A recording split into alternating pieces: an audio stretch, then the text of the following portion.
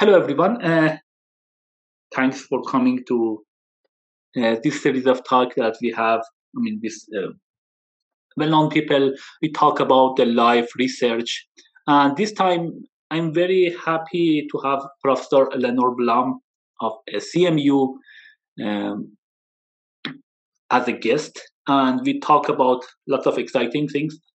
Just talk a little bit about, the way that I know Lenore. So first, Lenore is from the family of probably one of the most famous computer scientist family in the world, Manuel Blum, who got the Turing Award, and Avrim Blum, that I had the pleasure to work with him on a few papers. He has also like very well known computer scientist in learning, and he has both, like the whole family actually have lots of great students. So we can talk about all this. And here we are talking with Professor Leonard Plum. This time, she is a AAA fellow and another lecturer, and lots of other awards that you can just see it on Wikipedia, etc. The way that I know her actually, when I went from MIT to CMU as a postdoc, she was one of the co-director of ALADDIN project. That was a very nice project. That I think that was some NSF program for a NSF project that got the grants from NSF. It was a long time project. She will talk more about it, and I had the pleasure to talk more with Lenore as well as Manuel and Avrim. So we will talk more about those things as well. So without further ado, I think we can start with Lenore. Do you want to have start with anything to say hi? So thanks for having me, Mohammed, on this program. So you sent me a list of questions, and when I was thinking about this, well, I'm older than many of the people you've had on the program, and I'm a woman. And so a lot of my professional life and my life has to do with really a history of women in STEM and into mathematics, computer science, and so forth over the past, now maybe 75, 80 years almost. So I thought what I would do is, I actually have given talks to a number of students, and I have some slides from that. And I thought maybe it would be fun to just go through some of those slides, because it goes through different periods of my life. And you can ask me questions as we go along. So would you like me to share my screen? I know this is very different than what you usually do, but I think this could be interesting also. I'm interested in thanks. Yeah, I think that would be great, especially I think Professor Blum shared with me some of these photos. They are very nice photos. I think these are some lots of history in that. So we will have that at the same time we talk like others. So if you cannot, if it is a podcast, you can still listen to us, and we try to describe anything that we will talk. If there are some slides, then we talk about them. So we try to be useful for the people who cannot watch the video. But at the same time, I think there are some extra things for the people who can watch it. Great. So I think we can start with that. So let me ask. I think the first question that actually you have the answers. So I think we want to start from the beginning. How was the? I always start with this slide because. Okay, so that's yeah. Go ahead. Even though my career, because it expands this kind of almost generations, has these ups and downs. I think things for women haven't changed a whole lot. This is to contrast my husband's career, which was like almost straight and narrow, and many men I know, my colleagues, straight and narrow. But I think increasingly for most people, careers are going to have these kinds of ups and downs and detours and whatever. So this is my career. So it starts out a little bit, you asked me about where I was born. Well, I was born in New York City, and here I am with my mom and dad. If you like, I can tell you a little bit. My dad he was in the Navy during World War II. He was stationed in the Pacific He had been a social worker before he went into the Navy. And my mom was a science teacher and taught high school science. In fact, she taught at the Bronx High School of Science. So there's my mom teaching. Yeah. Okay, so I grew up, in New York City with cousins around in a very Jewish area. So I hardly knew anybody who wasn't Jewish. It was somewhat of I wouldn't say academic enclave, but, people had some college education and had intellectual aspirations. And I hardly knew anybody who wasn't Jewish at all, wasn't part of this community. So, sorry, just asking a question. So I think your mother was a teacher. I think that was the whole idea of that later maybe transforming to being a professor. Did it have any effect, or what do you think? Ironically, it was actually my dad who was most encouraging. And I think my mom, she grew up in a time when she and her sisters had to work hard during the Depression and afterwards. And I think she was thinking I should have an easy life. And why am I going and studying all this? I think she was a little concerned about that. Why not just marry somebody and sort of have a nice suburban house? So actually, I think because of her upbringing and my parents both went through the Depression. So, but my dad was always very encouraging, very interested in what I was doing. So, and of course, my mom was too. Yeah, and you didn't have any brother or sisters? Yes, I have a sister. I had a sister who was 2 years younger. She wasn't born at this time. I see. Harriet. So she was a little more than 2 years younger than me. She's not Great. living. So, yeah. Yeah, I think you can just continue, and then I will interrupt you for. Yeah. So anyway, I lived with relatives close by and had a very happy childhood. Very, very happy. I went to school, public schools, which in New York at that time were very progressive. We didn't get grades, and so I never knew how I was doing, but really enjoyed growing up in New York. And then when I was 9. My family moved to Venezuela when I was 9.5. My dad had already moved, and we followed him to Venezuela. So, any particular reason to go to Venezuela? I think that's important, actually. Yeah. So this was when I went. It was 1952, and I think there were 2 major reasons we went. One was my dad had relatives in Venezuela. His sister lived there. And I think they thought that they could have a good career in Venezuela. But also, I don't know if you recall or you knew this history, in the early 50s was a very political time in the U.S., McCarthy hearings. And since my dad had been a social worker and labor union organizer, and my mother was in the public school system, there was a lot of fright in New York about people, anything that you had to do that was socially involved was suspect. And many of their friends, I think, had been, sort of condemned. Some of them had been in what was called the Abraham Lincoln Brigade, which went to Spain during the Spanish War. So I think that partly because of the atmosphere in the U.S., and particularly in New York City, they went to Venezuela. Great. So you had some, families before, like in Venezuela. That was, I think, that's my understanding as well. We did have relatives there. That was how we knew about it, I think, Caracas, Venezuela.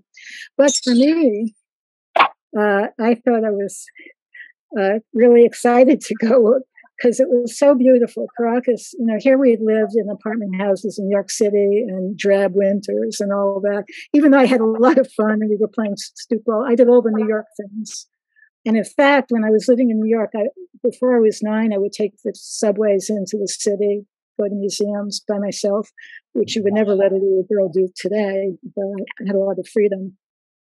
But when we got to Caracas, it was so beautiful. The city is between 2 mountain ranges. And it's just a gorgeous city, and with a lot of starting to have very modern architecture, because a lot of European Europeans came to Venezuela after World War II, many Jewish refugees, but also many Italians and Spanish were looking for jobs. And the Spanish and Italians were in the construction industry, and they were able to become the architects, and they developed fantastic architecture in Caracas, cantilever buildings. And so it was really a spectacular place. So for me, it was going from a black and white world to a Technicolor world. And so the first year we were there, my parents put my sister and me into a Venezuelan school, partly because they thought we would learn Spanish that way. And so this was near the house we lived in. And after a few weeks, I just couldn't take the school anymore. It was very rigid. They had put me back 2 years because the system was so different, and that didn't stand very well with me. And we had to copy things that the professora put on the board. And then the principal of the school thought that he had the opportunity to teach very formally these 2 little girls, 7 and 9, Spanish. So he took us into his office and he would teach us the subjunctive case and all of that. And I had never heard about grammar in New York or the subjunctive case at all. And so I just didn't like school. I used to love school, and then I started hating it. And then the little boys, and I was thinking back what this was about, but they would say all the words they learned in English from movies.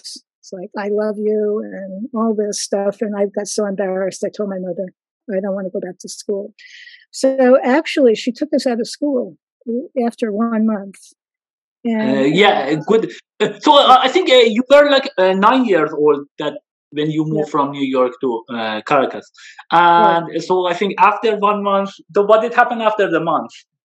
So my mother, she didn't seem to mind. I mean, she was a school teacher, actually. So it's kind of funny. She didn't homeschool us. What we did, and this is showing you, I had such great time. She found out that if you took the bus from our house to the center of the city, which was called El Silencio, you could get buses to every place in the city that would take you there and come back. So we would take different buses every day we'd take the bus into the center and then take a different bus toward Caracas. Every single day we sort of learned all about the city. And then at the end of the day, it turned out close to where we lived, there was a cafe, and all these European women would be there, and they had ice cream sodas, and they had European pastries, and we would end the day sitting around the cafe. So for me, it was such a glamorous year. That was my whole year. But that was the whole fun year, essentially. It was a whole fun year of exploring and not being at school. I did a lot of reading. Anytime I could find a book, I would read. And I think we might have belonged to an American Venezuelan library, so I was able to get books. So I read a lot. But at the end, so let me just tell you something interesting during this first year. So I start when I'm 9.5 in September, go to school, drop out, go on these things. And then in December, my mother knew this family, another Jewish family in Caracas, and we went over to visit them. And, I was 10 by then, I think, in December. That's when I met Manuel. And he'll tell the story in a very romantic, glamorous way. He sees me come in and his eyes light up, and he's playing the piano and I'm playing the violin. We both played the piano and violin, and somehow he was actually older by 4.5 years. So you can imagine he was like 14, I'm 10. And he was going to military school. So he had his military school outfit on, I think. But anyway, that's when we first met. So that's actually interesting. So that was, I think, he was like 14 and a half, you were around 10, and I think you get familiar with each other. And he was originally from Venezuela, correct? No family in US. Yeah, so his parents had gone to, they came from Austria, Austria probably, Romania, actually. And his father's family was very poor. So his father actually went to Venezuela in the 1920s to make a living for himself. And his mother's family actually was quite well-to-do, and they stayed in Europe. But his mother and father got married. His father went back to Europe, met his mother, and they went to Venezuela I think his father went originally in 28 and his mother went in 37, right before, the war. But her family did not go. His father's family all left and went to Venezuela. So his uncles on his dad's side all went to Venezuela, but his aunts and uncles and cousins on his mother's side all went through the Holocaust. Fortunately, they survived. They were. So, of course, I mean, they were. He was from a Jewish family as well, correct? Yes, yeah, and his mother's family was fairly well-to-do, and many German and Romanian and Jewish families that were well-to-do felt, well, they're part of the community. Nothing's going to happen to them. They're established, whatever. And I think this happened to many prominent families. There's a movie about the Finzi Continis in Italy that felt that, they were very prominent, but that didn't save them at all. Though, of course, what saved them was they weren't in death camps. They were only in labor camps. So they somehow survived that. So after the war, most of his mother's family went to Venezuela too. So he had a pretty big family in Venezuela on both his father and mother's side when he was growing up. But he was born after his parents married. So he was born in 38 in Caracas. I see. So he's a Venezuelan citizen. He was a Venezuelan citizen. I guess he still is.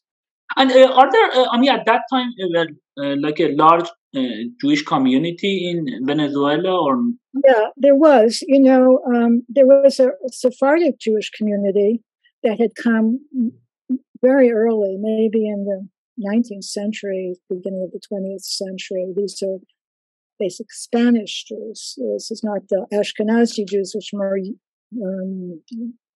Eastern European Jews. And those, they were pretty successful in Venezuela. Actually, Venezuela was very good at those times, very good for Jews. I mean, Jewish people. They were very accepted into the community. And what the Sephardic Jews did is they actually financed many of the Ashkenazi Jews after the war to come to Venezuela. And I don't know if you know that during the war, many, many ports were closed to Jews. Even the U.S. was closed. There were very few places where Jews could go to. It's very hard to get into the U.S. But Venezuela was very open to Jewish people coming, both before, during, if they could, and after the war. So it was a very, in fact, when we first went there, we lived in a Jewish community, very Jewish. It was San Bernardino. Manuel didn't live there, we did. But a very Jewish community with synagogues and Jewish schools, which were some of the best schools in Caracas, actually. So the Jewish community was, at those years, thriving in Venezuela. I see. Good. So I think now, coming back to the story. So that was 10 and 14 and a half. So what did happen after that? So he went back to school, and my parents had to decide where to send us to school after the whole year. We hadn't gone to school.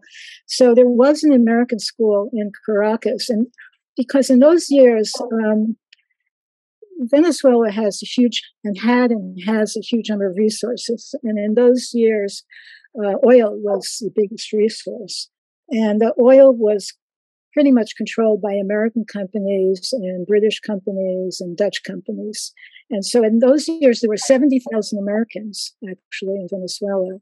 And they supported schools and various things. But the schools, and if you worked for the oil companies, the school was probably nothing. But if you didn't, it was really expensive. So what my mother did is she became a teacher in the junior high school, a science teacher. And that's how we were able to go back to school. Right. Good. So, and when at which age you married? I mean, Manuel, so did you know each other and what did happen? You want to come up to that. Let me just say one thing about this school, though. I became an American in Caracas. See, unfortunately, because of my experience, I didn't become so involved with the Venezuelan community in Spanish, but I became very involved with the American community because most of these people came from the West, from Oklahoma, Texas, California, Montana. they were real Americans that I had never known before. So I learned about American culture there, about Elvis Presley and rock and roll and all of the 50s things that people learned about in the U.S. outside of this Jewish enclave in New York, which we come from. I became an American at a Escuela Campo Alegre, and math and art were my favorite. In fact, what happened is when I went, I was excited to go back to school. And the very first day I went back, they were doing long division, but they were using something like the Euclidean algorithm. And I thought, this is so fantastic. And I caught on right away. And after that, I was the best math student at the school. And I just loved it. And I did very well. So I don't know if I was a good student in New York because they never gave grades. But all of a sudden, I became a top student. I mean, at least my grades were top. I don't know if I changed over that year. But anyway, that's when I fell in love with mathematics from the time when I went back to school 10 and a half. And at one point, I thought that for a lot of mathematicians, being out of school for a year or two really turned them into mathematicians. But I think with COVID and all that, I have to recalibrate that because I think the kids out of school for a couple of years now are not going to turn into mathematicians. Yeah, I think the approach that your mother took it also was interesting. So that, maybe as a regular person, you should go to a school, you cannot go there. Say, very relaxed. Say, okay, let's enjoy the life essentially for a year. And I think probably that break even helped you to, become even more interested when you came back. For me, yes, not so much. For me, it was fantastic. Not so much for my sister because, in fact, she was younger and as year she forgot how to read. She got a lot of things. So it was harder for her to come back in. So I think the age matters when this happens too. Okay. Anyway, I was very fortunate there, and nobody seemed to mind that I was best in math and best in lots of things. I was thinking about it. It was because I was sort of other. I was like the only Jewish kid in the class of these Americans. And they thought, well, maybe because she's Jewish, she couldn't help it. She just happens to be good in math. And so I took the pressure of all the other kids who were competing with each other. And they weren't competing with me. Anyway, I had lots of friends who didn't seem to bother anybody. But I was. And so for high school, many of the kids, because they went back to the U.S. to boarding schools, but we didn't do that. And I went to an international school, which was actually a missionary school run by missionaries. And my math teacher was fantastic, but he was a missionary. And so I actually skipped a year, and I was able to, even though I lost a year when I was 10, and I skipped a year in high school. So I graduated from high school when I was 16. But when I asked my math teacher, I wanted to study mathematics in college, and I asked him about it. And he said to me, all the best mathematics was done 2,000 years ago. Why would you want to go to mathematics? And so because I loved art, and there was such great architecture in Venezuela, I thought, well, I'll combine math and art, and I'll go into architecture. So there was such beautiful stuff. When I thought about it later, I realized he knew mostly Euclidean geometry and trig and stuff. So he assumed the math he knew was all the math there was. And so it wasn't prejudiced against me because I was a girl or anything. It was just, so I don't think I would have felt discriminated. I think, it might be the case. For example, my son is I think 10 years old. I think when he goes, or like my daughter is in second grade, elementary school. I think if you ask them, probably also lots of this basic stuff that they will hear is just from 2,000 years ago maybe. And maybe during the higher school, we don't hear that much of more advanced thing that has been done more recently. So if your knowledge is more onto higher school, maybe actually this statement is not a incorrect statement for that amount of knowledge. Yeah. Yeah, I think so. So I didn't take it personally, or that he didn't say, because you're a girl, you can't do it. In fact, I think he was such a good teacher. I remember doing a trig class with him, and he would give these proofs. He was German, Swiss German, and he's the proof.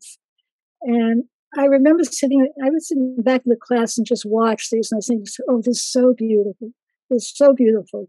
So I think, like a lot of people who go into mathematics, I think the idea that it's beautiful is something that attracts you, but also like it doesn't seem to have people's opinion, involved with it. No one's making an opinion. It's just there. I didn't realize so much later that there are fads in math, and some things are in, and some things are out, and things change.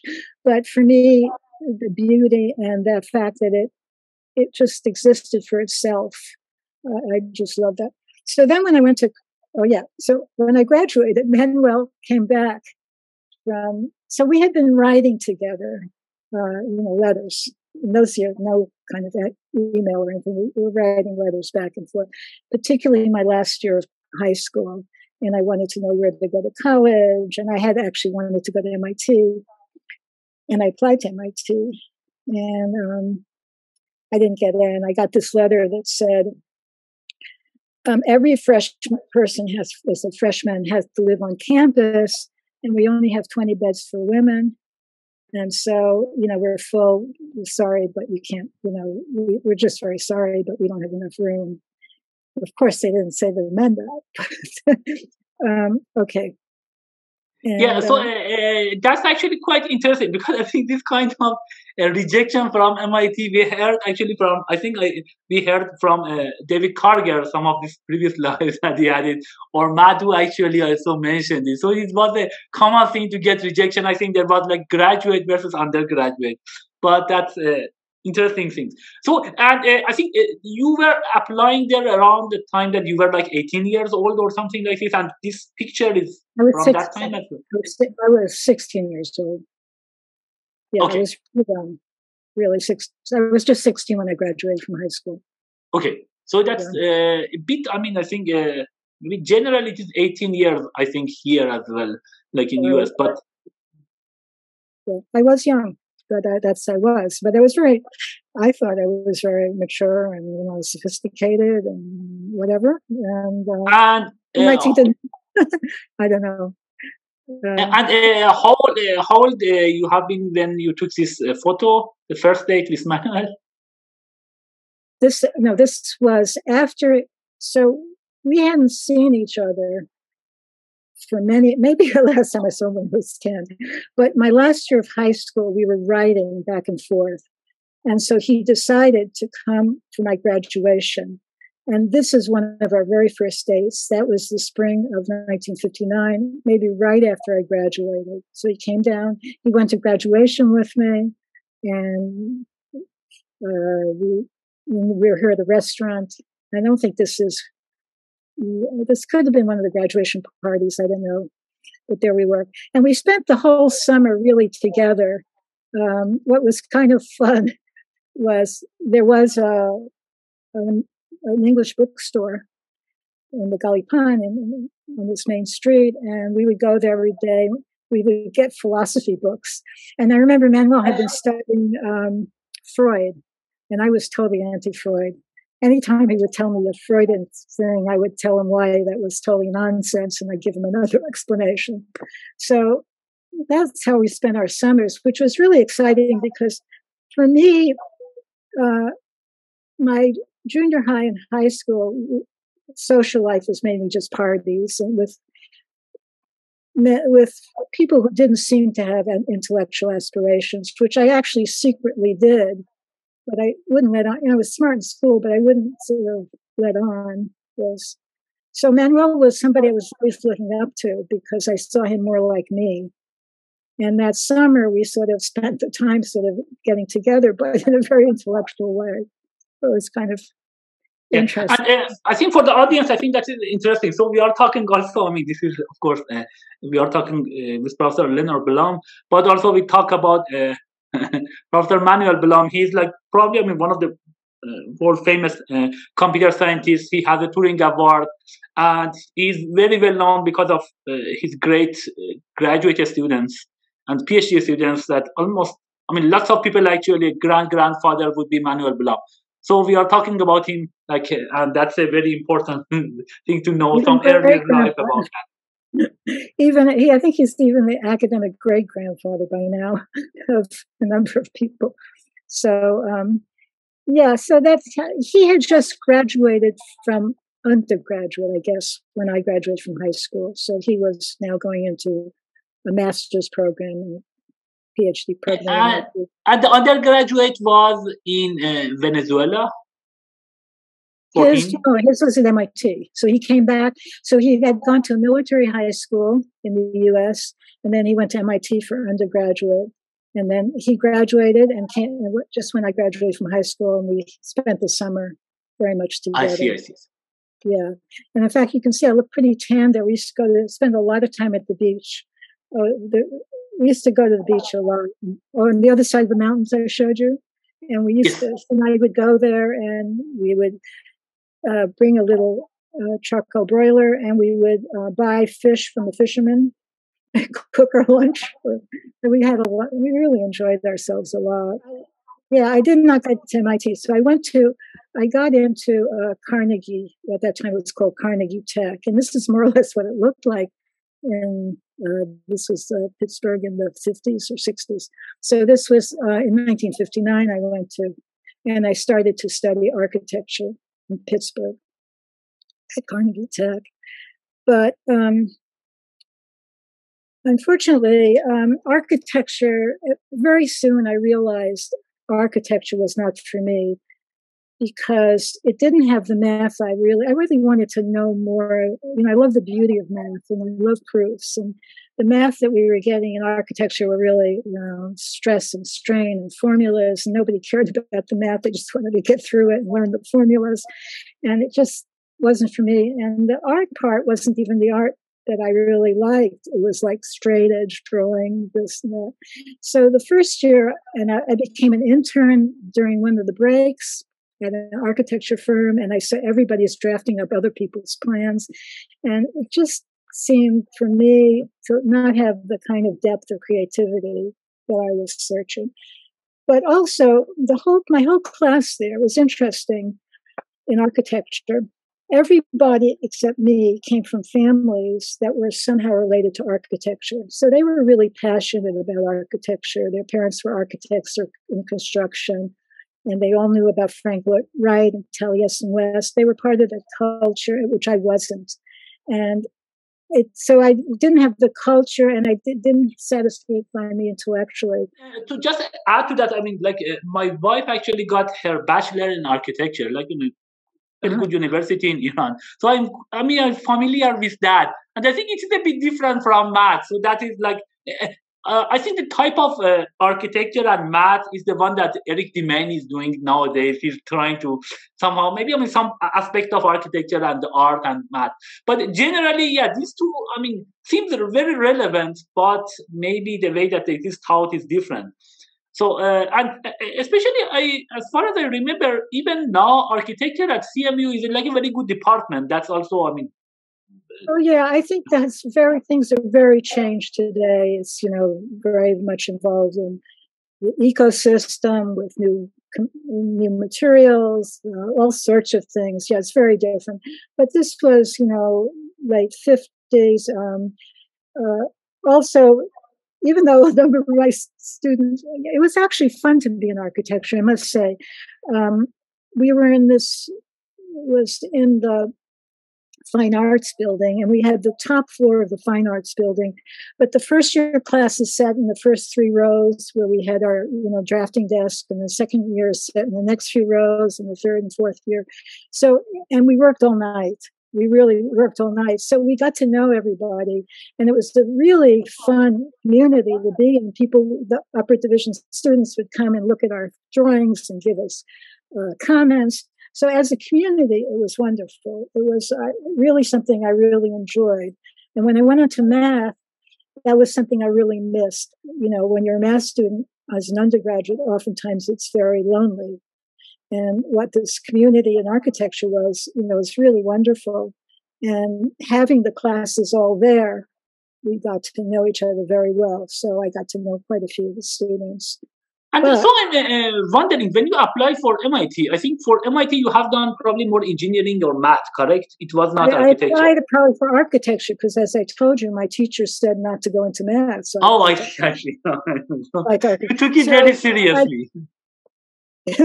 So in 17, I decided to switch. I'm still young, I'm the most even entering student, but everybody told me no because, architecture was in the fine arts school and math was in the engineering school. And then there were real silos. How could you go from fine arts to engineering? So I don't think that, but here as a girl wanting to go from fine arts to engineering, most of the girls in fine arts were in art and music or drama. They weren't in architecture. They were in these other fields. So here is a fine arts girl wanting to go into engineering, and everybody, Dean said no, everybody said no. It's really kind of discouraging. I mean, they even thought I should see a counselor. Why am I doing this? Whatever. So what happened is, luckily, I knocked on a lot of professors' doors, and I knocked on this one guy's door, and he said to me, I told him I wanted to switch to math, and could he help me? And he said, oh, yeah, you come into my class. I'm doing an experimental class. You missed some lectures, but that's okay. This computer we have, we'll make it all up. Come in. So this guy, who turned out to be Alan Perlis, who turned out to be the first Turing Award winner, the first head of computer science at Carnegie Mellon, and then the first head of computer science at Yale, many first, actually. So I'm finding that people who are often first are more open to you than others.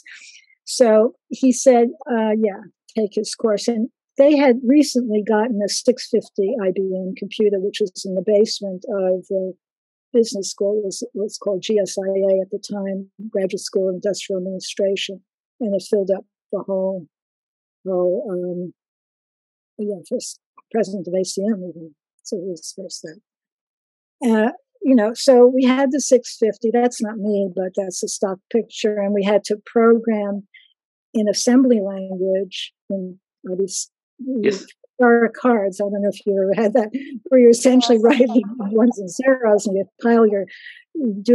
write down the program, and then you translate it over, then you type it in, and then you have a stack of cards, and hopefully at night you would bring them down to the computer room, and then they would see if they would compile, and you get piles of paper in the morning if it went through. If it didn't, you have to do this all over again. So but what was interesting is what Alan did was he would give us problems, often that were never solved, hadn't been solved at that time. So, the firing squad problem, when you have these little automata lined up, and one gets a signal, and then it has to be passed down through the whole line, and then they all have to fire at the same time. That problem, which I later give to my flat class, formal languages and automata or computing class, was not solved at that time. But he gave it to us. And whether we solved it or not, I don't know. We wrote these programs for that. Anyway, so it was interesting. He would give us a lot of very interesting problems. He was basically a numerical analyst. Sorry, you are talking about Alan Perlis here, correct? Alan Perlis, yeah. Yeah. Actually, it's interesting. He wrote something about that class I was in later on, about his ideas. He's very visionary. He said in the future, every liberal arts student would have to know about computing. And he was doing this to sort of try to see how he could have a class that would be more open. On the other hand, and this is just when was this? This is 1960, 61. It was the time, I think I was the only girl in the class, again. And how many other students? One out of how many? Well, in this class, maybe 30. Another person who happened to be in this class, whom I didn't know at that time, was Jim Morris, who became our dean. He was in that class with me, actually.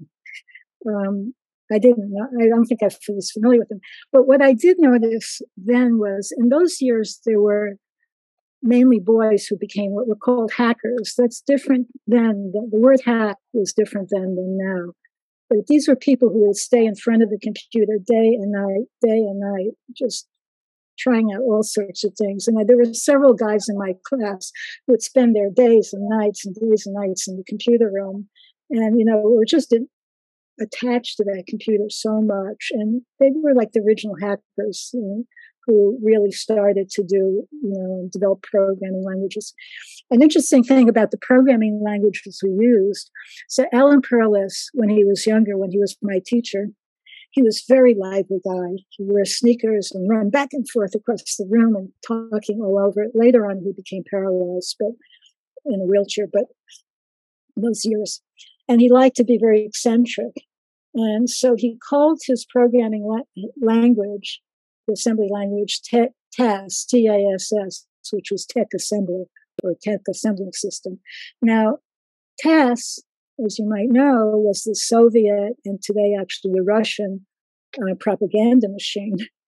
And in the 50s and 60s, that wasn't so popular to be promoting TASS in the US, but he called his language, the Carnegie Mellon programming language was TASS. 1961, Manuel and I decided to get married. Oh, yeah. I should tell you something else about Manuel. At MIT, they didn't have computing classes. Carnegie Tech had a computer course before MIT did. But Manuel was working in Warren McCulloch's lab at MIT, and there were a lot of great guys in there. Was Shmuel Winograd and Jack Cowan and lots of others. So what I would do would be, anytime I would get interesting problems, I would send it to them, by mail, because, it wasn't like I could email them or anything. So they would actually do a parallel course at MIT. Manuel, at that time, I think the time that you were at like a Carnegie Tech, he was at MIT and doing PhD in maths, I assume, correct? Or electrical engineering. Okay, so he started with a master's in engineering. As an undergraduate, as an undergraduate, Manuel took a year's course in Freud as an undergraduate. Yeah, you mentioned. And he ended up being, I think, the only student in the class. Because the class he really loved. And then he bought 25 volumes or 30 volumes of Freud, like the whole thing. And when he was a junior, so his teacher, Schoenwald, who actually later became a professor at Carnegie Mellon, told him, well, now that he's learned about Freud, he should go and meet the anti-Freud, and that's Warren McCulloch. So when he was a junior, he went down and introduced himself to Warren, and Warren's office was in the basement of Building 26 at MIT. So if you know MIT, every building has a number, the name. So maybe now they have names, but 26. And so Manuel introduced himself to Warren, and Warren said, great, come in. And that's how he started working with Warren as a junior at MIT. And from then on until we left in 1968, he was with Warren. Warren was really his father, mentor, everything. So when we got married, we got married at the MIT chapel, and almost everybody from the lab, you can see it's pretty crowded up there. The MIT chapel is non-denominational. They have something that is like an elevator behind, and it brings up all the different religious things. If it's Jewish, it'll bring up a chuppah. If it's something else, it brings up something else. And so there they brought up a chuppah, but we had the whole lab up there practically, and with my parents and his parents and my sister and his brothers, the place was pretty crowded at the chuppah. But that's where we got married at MIT Chapel. And then we had is it the same place? I think there is one cultural center that are all religion. They have a place there. Was it the same place? You could look it up. It's a building that was built by an engineer. The architect was Saarinen, really famous architect. And it's a sort of a cylinder, and around the cylinder there's a moat. And it's very simple, cylindrical building, very simple. I don't know I think they probably have different denominations still. I don't know whether it's right where close to where Kresge Auditorium is, if it's still there. That also was built by Saarinen. But it's a lovely, if we were going to get married anywhere, there are always big Jewish weddings and Jewish after weddings and parties. We wanted something really simple. So MIT Chapel was fine, and then we had a little restaurant dinner afterwards, and that's Manuel's parents are on the left, and my parents on the right, and next to me is Warren, and you could see the twinkle in his eye. Warren was so wonderful. He always had this fabulous twinkle in his eye. And Rook McCulloch is his wife. She's sitting next to a wonderful woman who was sitting next to Manuel. And they're the only pictures we have, maybe, of Manuel without a beard. Our son has never seen him without a beard. So he looks very, very young. Even though he's 4.5 years older than me, he could even look younger than I was. So he was. And so at that time, you have graduated from, got your degree from CMU or not yet? No, I left after 2 years, and I was 18 then. Okay, so this is time people usually. So I didn't apply to MIT again because I was just afraid of being rejected. So I went to, I moved there. I went to a women's college in Boston, Simmons College. Okay. And Simmons College was kind of great, and I'll tell this a little bit of the story later, but they paid for me to take courses at MIT. So I took this fabulous course with a guy called Iz Singer. I'll tell you a little bit about that. And then I applied to graduate school at MIT. I got in. Avrim was born while I was a graduate student. There he is. And what's interesting, how did we take care of this kid when we're both graduate students? So that's interesting. So actually you were both graduate students at the time that Avrim was born. Let's see. I think by then Manuel may have gotten his PhD and also been assistant professor. I can't quite remember, but because I'll have to look at the dates again. Yeah. So he got his degree in which department at the end? Well, he got his PhD in math. He got it in math. In math in, I think, 1965. And then he became assistant professor in the math department as well. Correct? In the math department, yeah.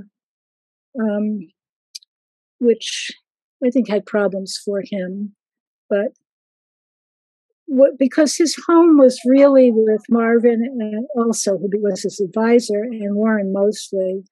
And Warren's office was in the basement of Building 26. And Warren's office was open for everybody. He was there all the time. And there was a little office connected to his, right next to his, a small office that Manuel had. And so, there wasn't childcare then. There wasn't anything like that. And in fact, in those years, as a woman, if I were working, I could have been kicked out for being pregnant. I could have been fired. MIT could have kicked me out as a graduate student. I mean, all these things. I even told Manuel until 1975, I couldn't even have a credit card in my name. So there are a lot of things that were, the idea of having maternity leave, no, not at all. And I saw one of my colleagues here at Carnegie Mellon the other day and told me he was on paternity leave. My God, paternity leave. We didn't even have. Yeah, so that's actually interesting. We are far from now. In 1975, you are talking about that. There is no concept of paternity leave that you can take out. I'm talking about a little earlier, actually, because when I started graduate school, it was 1963. 1963. And even, what was the credit card? You couldn't have credit card Right. Things were in your husband's name. You had to get permission to do things. I wasn't so aware. I think I had blinders on and didn't pay attention that this was discrimination. You see, I think what got me through all these years was having blinders on. You see, if you do, then you don't take anything personally. Well, of course, it does seep in, but you sort of can get through the day pretty much without saying, oh, why, this is not fair. How come they can kick me out? How come I have to pretend I'm not pregnant? How come, whatever. I remember my first maternity dress ever that I wore was the day of my oral exams. And the guys didn't even notice I was pregnant. And they kept on saying, wow, Lenore, you're looking nice. You're wearing a dress. And later on, I told, which I'm not sure they should have commented on or not, But later on, I told Avrim, I said, Avrim, you have an unfair advantage. You're going through your oral exams twice. You already went through it with me. You were prepped already. So yeah, I think because he also got his, PhD also from MIT. Also, his bachelor was from MIT. That I don't remember. Yeah, so he was an undergraduate in math at MIT and then a PhD in computer science. Okay. Yeah. So when we were there was no computer science. It's just electrical engineering. You know, it was before it was EECS. It was just EE. So, right. So this is. So the whole family there, got graduated from MIT. That's also interesting. Yeah, we did. In fact, I'll show you some other pictures of more of the family. But the way we handled things was Manuel had this office in the basement of 26 right next to Warren. And what we did is we set up a little bassinet for Avram there. And we had this kind of, they didn't have car seats then, but something that was something like a car seat for him to be in. So he spent his first year or two in the basement of building 26, except I had an office in building 2, which was the math department. So he would go back and forth between the different offices. And he was his first couple of years at MIT. So I told him I had an office in the math department. That was before this renovation. That was 2001 because we went there and it was the basement. No window, nothing really. It's like all black floors. It was quite actually frustrating when I went there. Later we could get an office in the CSAIL, and that was much better. LCS and then CSAIL. That was much better. But yeah, the old buildings were not that great, I will say. Especially you go to the basement and have it for a child. Well, actually, when I was a graduate student, it was before they did any moving of graduate students. I was actually on the first floor of building 2, right next to Norbert Wiener's office. So there were 4 of us in the office, graduate students, but we had a nice office. So. But I think you were not in the basement. You were in the higher. You know, later on, they moved the graduate students to another building. Then they probably moved them back to the basement. I don't know. But the first years, I had a very good office there. So Avram spent a lot of time there, and also I was nursing him at home, but we also were feeding him formula, and we were able to get, it was really interesting, formula that was already prepared in a can, and you could stick a nipple in it. There was a way to stick it in, and he could hold it, and it looked like he was always drinking beer. People would come by and see this kid holding a beer can, drinking it. It was really funny. I don't have any pictures of that, but I do remember that very, very startling. So in a way, that gave Avram a heads up too, or a foot up, or whatever you want to say, because being born essentially at MIT, in fact, I went right from being a TA grading papers at the end of the year to the hospital.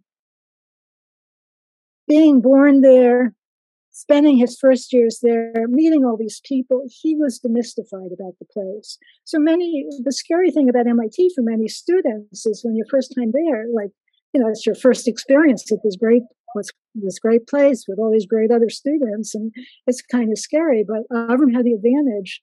I think he knew a lot of the professors because they were just friends of ours, friends of his. So I think he did have. Oh, he was a great student, no doubt. But I think he did have a little bit of psychological advantage because he was born. To this competitive environment of MIT, that if you don't know, it's like a bit frightening, at least, as I heard even from other people. Yeah, so he was coming home. That's where he was born. Yeah. So I think that helped a lot. So let's see what I had. Oh, my PhD thesis. A lot of things I've done in mathematics sort of bridge 2 different areas. And I was able to use some new techniques in mathematical logic that were starting to be developed in the 60s to solve questions about differential equations. Great. So who was your advisor? Let me give you a little background because these people are very, very important in my life. So MIT was much more complicated than it seemed when I'm making it out to be. So when I was at Simmons, the woman who was head of the department, the math department, who was also my teacher there, Marion Walter, she said to me, like, we don't have, all the courses you've gone through everything. We can't give you any more. I'll get you into MIT. And Simmons paid for that. And I was able to take a course given by Professor Singer, in algebra, a whole year course with him. And it was exactly the course I was looking for my whole life. It was, it was deep. It was beautiful. It was the most beautiful. It was an algebra and linear algebra, but no equations. It was all theory, which I loved. And it was, he was really doing his own research, but he would come in and give these fabulous lectures. And I did really, really well in that class. So I loved the algebra. It's like, I finally found what I was looking for. And what's interesting to me when I think back is I didn't know how I knew that was what I was looking for, but that's what I was looking for. A really fabulous pure math course from a fabulous research. Sorry, this course was at MIT, correct? Or MIT. It's an undergraduate course at MIT. Yeah, and I did really well in the A's and all that.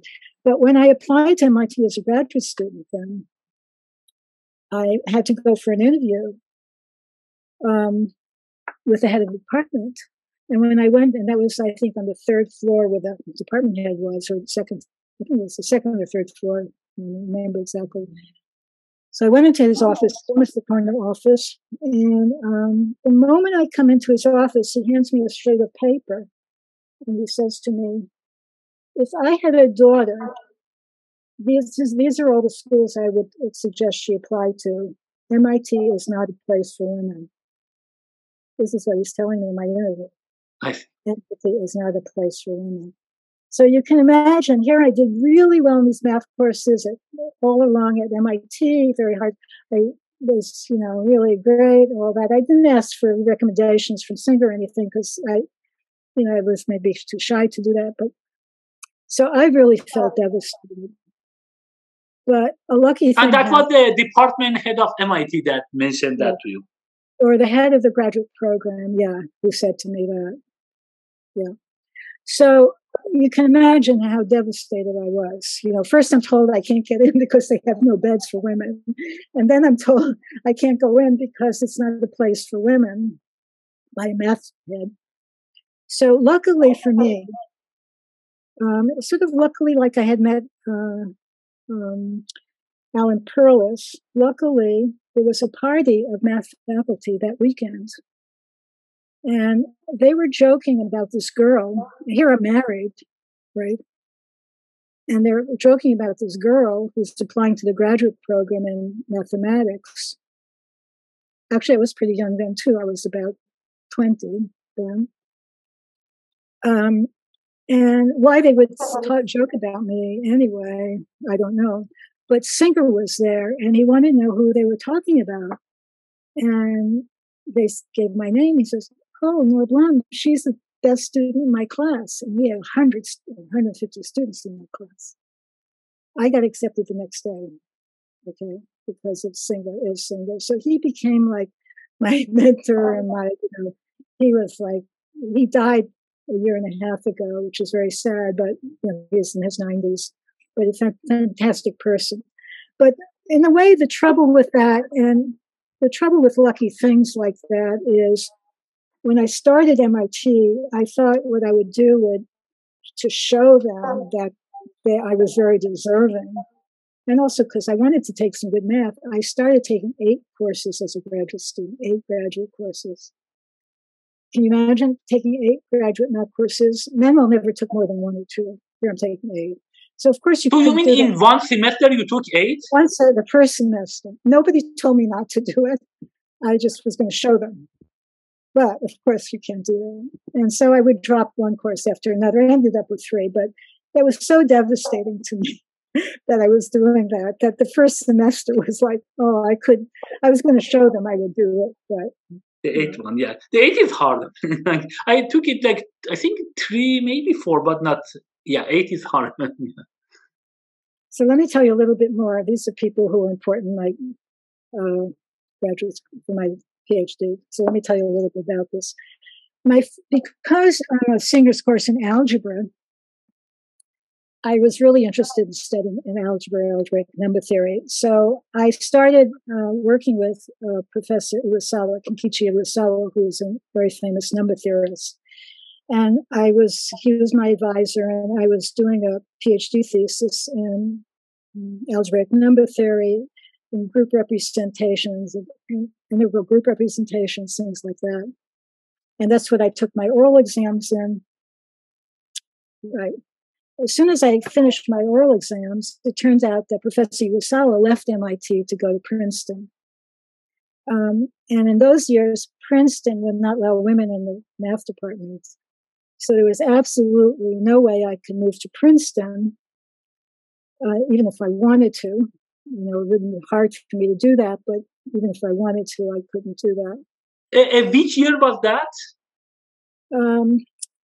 That was maybe around 65, 66.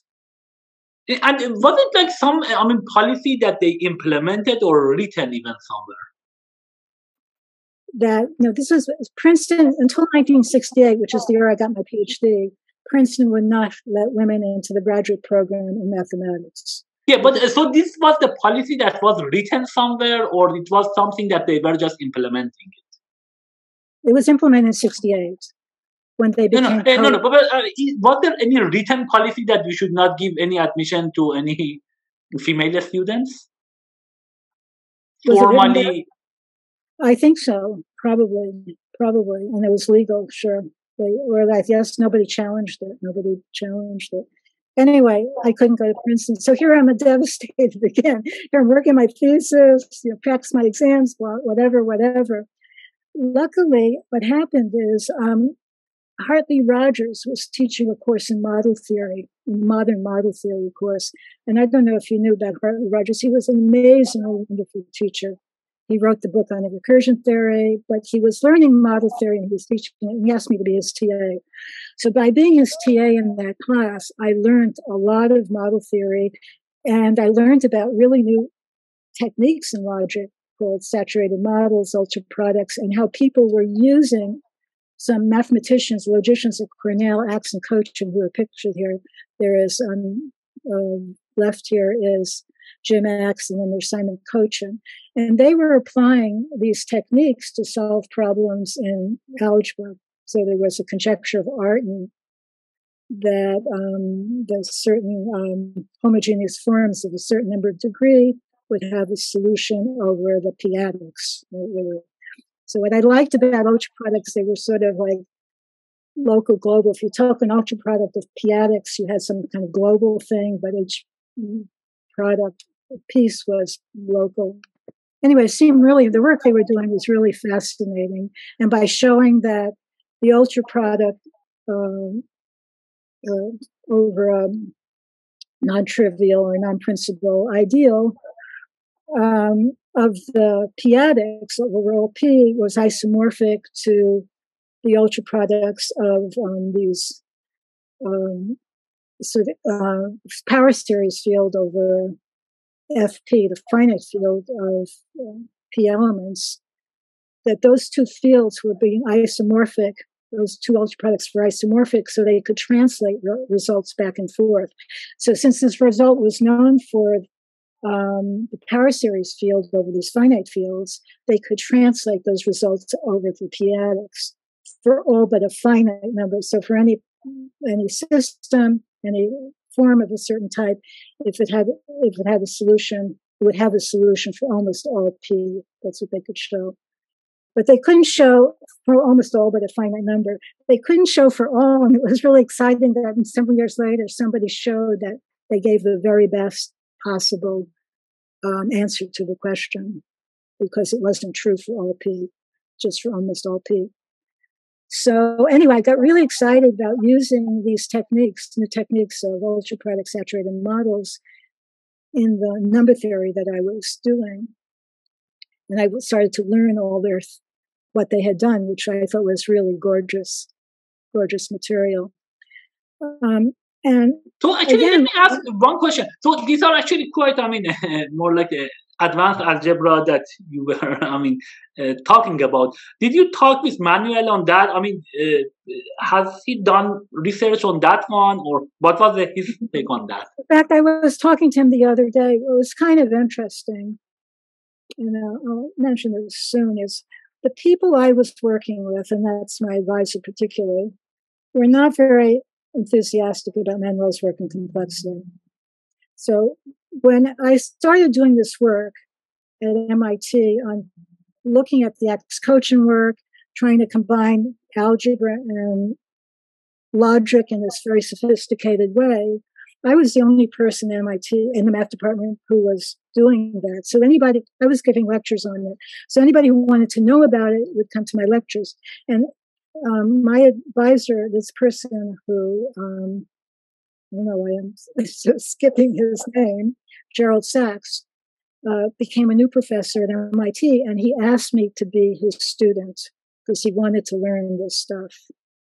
Now, Gerald Sachs was well known in Kaya recursion theory in the sense that he had just written a book on degrees of unsolvability. So he was looking, when there are unsolvable problems, and there are more unsolvable problems, and there are higher degrees of unsolvability as you go up. That was his forte. And when Manuel started working on finite problems and complexity, he thought, well, finite problem, that's not interesting. That's too simple-minded. And so he was pretty scornful, as many logicians were, of complexity theory in those years. And as you know, a few years later,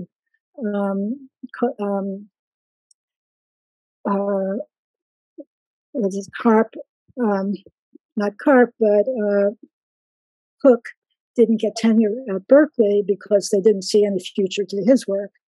So he was in the logic group at Berkeley. So in those years, the logicians had a very low opinion of complexity theory. So essentially, you are talking about Stephen Cook didn't get tenure at Berkeley, and I think he moved to Toronto maybe at that time as well. He did. Yeah, and then because I think they didn't appreciate that much the theory of computing and something. Yeah, a lot due to my advisor, who was starting to say bad things about complexity theory and getting a whole group of people against it too. So that was very tough on me, that the person who was so interested in what I was doing was very negative on what Manuel was doing. So it was really, on the other hand, as I told Manuel, his colleagues, they weren't very nice to me. All of them were nice. Marvin, Warren, even I remember, others even gave me math books. But nobody seemed to be very interested in what I was doing. So I was just like, okay, she's the math grad student. Okay, we'll leave her there. We're doing this other stuff.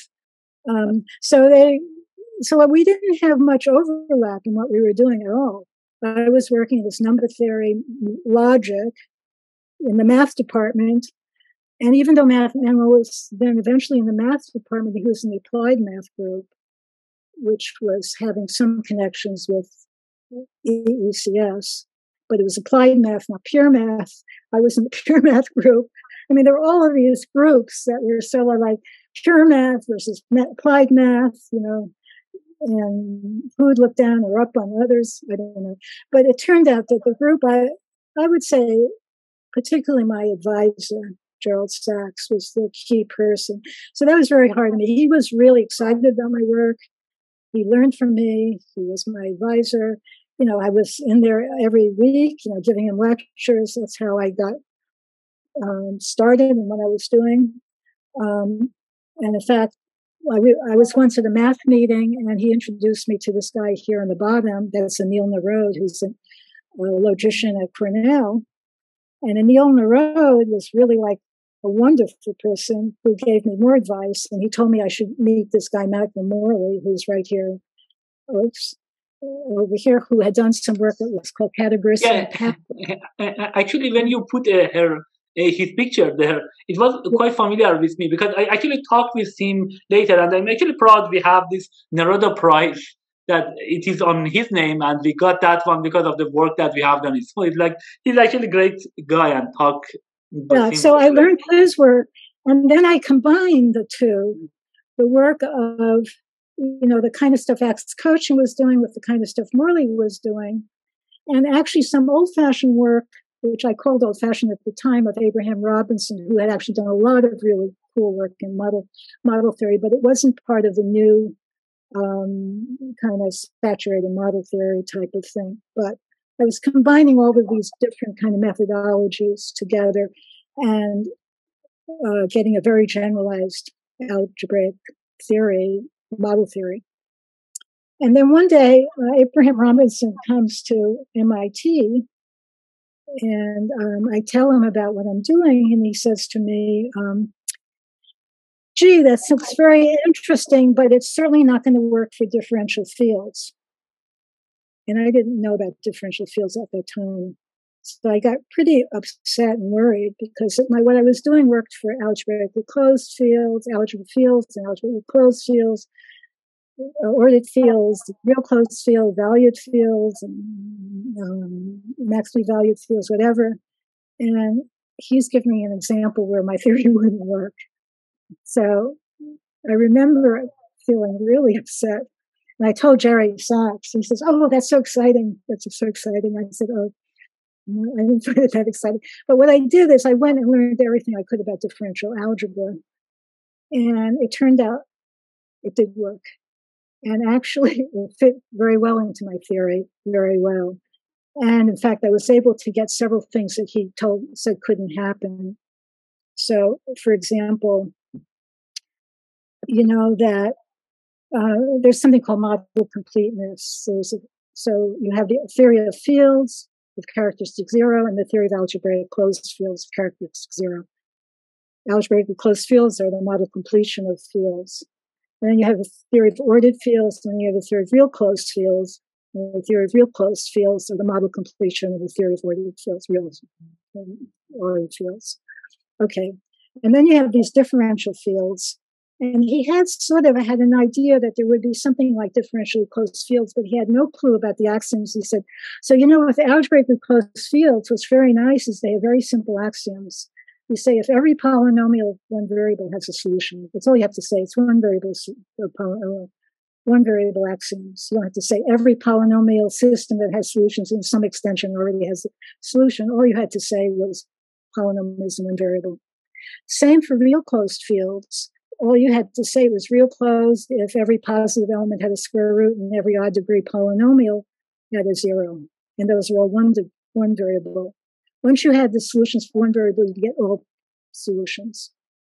But that wasn't true for differential fields. He says it couldn't be. And I think he had the wrong idea. He thought that you say every differential polynomial had one variable had a solution, and that wasn't enough. So I was able to get very simple axioms. I said they're pairs, P, Q, as if the order of P is greater than the order of Q, there's the solution to P that's not the solution to Q. Very simple one variable axioms. And from that, I was able to prove a lot of theorems. And it fit into my theory, and it fit into lots of things.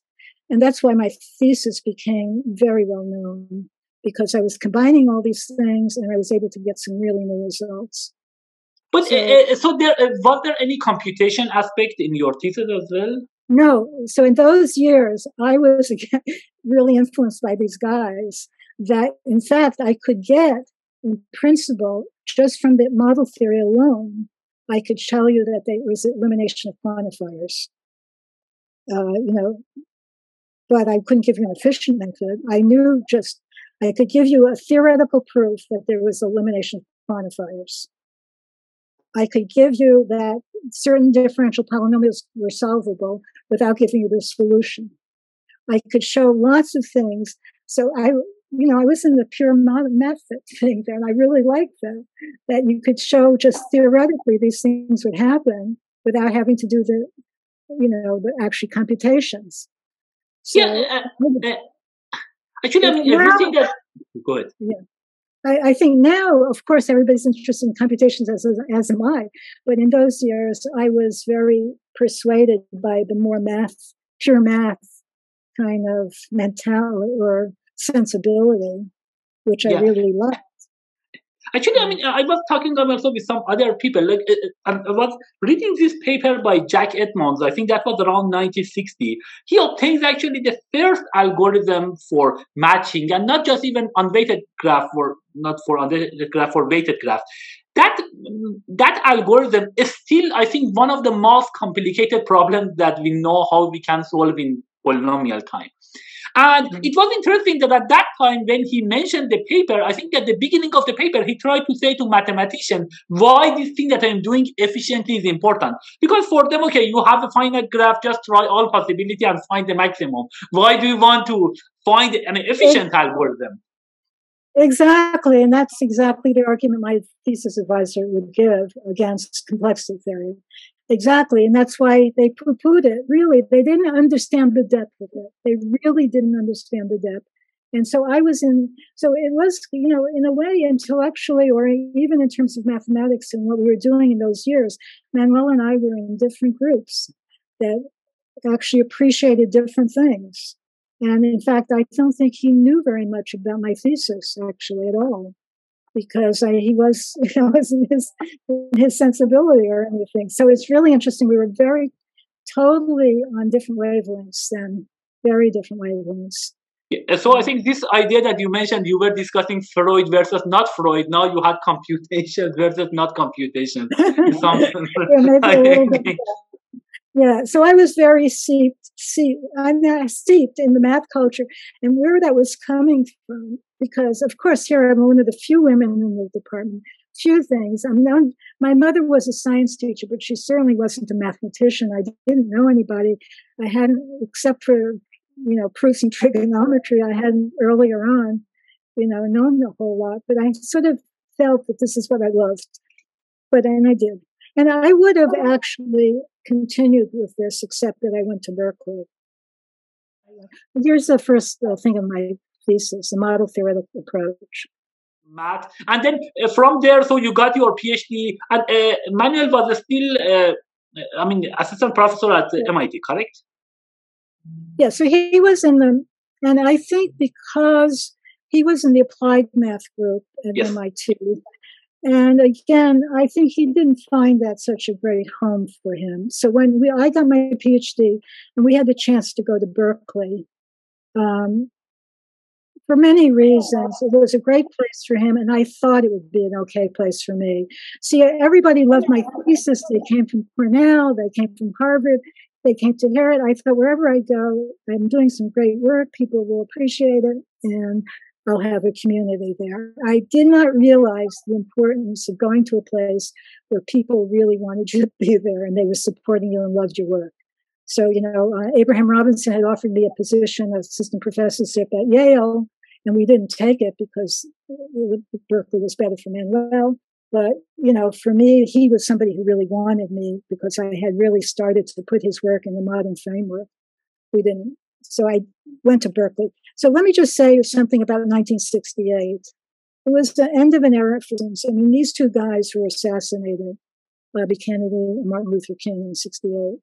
So it was really an end of an era at that time. But it was also a beginning in the 60s. It was part of revolution. There were revolutions in Berkeley. There were revolutions in Prague, Paris, Chicago, all over the world. But for me, the biggest revolution was the year when I graduated. Princeton allows women to apply to its graduate program in math. So I couldn't go to Princeton before that. But that year, 1968, that was the big revolution for me. Yeah, I mean, it seems, to me, it's like, I don't know, 200-300 years ago, or like 1,000 years ago. So I think it was like, I don't know, something like 55 years ago or something like this we are talking about that. You couldn't even apply. That seems, very weird. Like, now, how can I have two daughters. How can I tell them that you cannot apply? They don't even consider you. It's very bad, actually. Right. So that's the world I lived in. In fact, they actually once accepted a woman with a Japanese name and they didn't realize it was female. And I think she finally didn't go or something, but that was like a little aberration on their part. So, yeah. So here we go in 1968, we go to Berkeley, the other three of us. And students at Carnegie Mellon, the women students, love this picture because they were able to say for many years, here are 3 Carnegie Mellon professors in one picture. And we became hippie-like, and you can see there. This is actually a picture taken in Latvizada's house by Latvizada, who was a good photographer. Yeah, I mean, he's actually from, like, I think he's from Azerbaijan and from Iran. So that's like a well-known person, actually. It's like fuzzy logic. Yeah. Exactly. Yes. Yeah. So this was in his house in Christmas. So he passed away a few years ago. Yeah. Yeah, quite a long time ago. Oh, here's Avrim. I wanted to say that here's a picture of Avrim when we were in Berkeley. He had a little garden, and one day he came home with a cabbage. Huge cabbage. Anyway, that's Avrim when he was little. Okay, so let me tell you what happened when we went to Berkeley. Okay, one of the reasons I wanted to go there, well, for a lot of reasons, but Julia Robinson, who was a well-known logician who actually had combined logic and number theory and mathematics together, and she was working on, as you know, Hilbert's 10th problem, whether or not you could, given a Diophantine equation, or system of Diophantine equations, those are equations with polynomial equations with integer coefficients, whether or not they had an integer solution, and if you could decide whether or not they had it. She had been working on that for a number of years, but she had done very many other things in model theory and logic. So I thought, wow, great, I can go there, and at least she would understand what I was doing. But when I got to Berkeley, I found that even though she was very famous and she always signed her papers, Berkeley, California, she was never on their faculty, which was, the light went off. Playing music now, I'm not playing music, but the light went off. That very soon I realized that things weren't going to be what I thought. So so I became a lecturer at Berkeley. I was there as a postdoc the first year, and then I became a lecturer. When I didn't take the position at Yale, they convinced me that this position would be as good as Yale, but in fact it wasn't. So 1 year, it was fairly clear I wasn't going to get tenure. I was getting on the track there. So it was a time of a lot of social things going on, and the math department was pretty socially active, and they had a colloquium series on social responsibility. And Steve Smale asked me to do something on women in mathematics. Now, you have to understand, until this moment I got to Berkeley, and I noticed these things, I was never identifying myself as a woman mathematician. I always had blinders on. I never even thought about things. You have to go to places where you have mentors, where you have groups that there are things against women. I just didn't pay attention to any of that, which got me through. But so I told him, I said, I don't know anything about women in mathematics. I don't know any history or anything. So I got together some people who knew something about it and put together a colloquium. And that was very well attended. So one woman who knew a lot about the history of women in mathematics, the first time I ever heard about Hypatia. I had heard about Sonia Kovalevsky and Emmy Noether when I was a graduate student, but in a very derogatory way.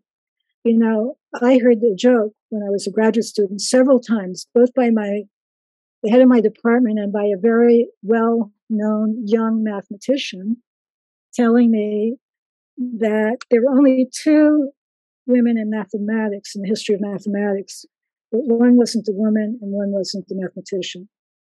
Can you imagine telling such a joke to me? And I didn't realize how horrible that I later on found those were the 2 most famous mathematicians of the last century. Emmy Noether, they were saying wasn't a woman, and Sonia Kovalevsky, who talks about the celestial bodies and whatever, wasn't a mathematician. So they were putting down, by joking, not taking seriously, 2 very famous mathematicians who happened to be women. Okay, so this is the first time I heard more about them and what they had done.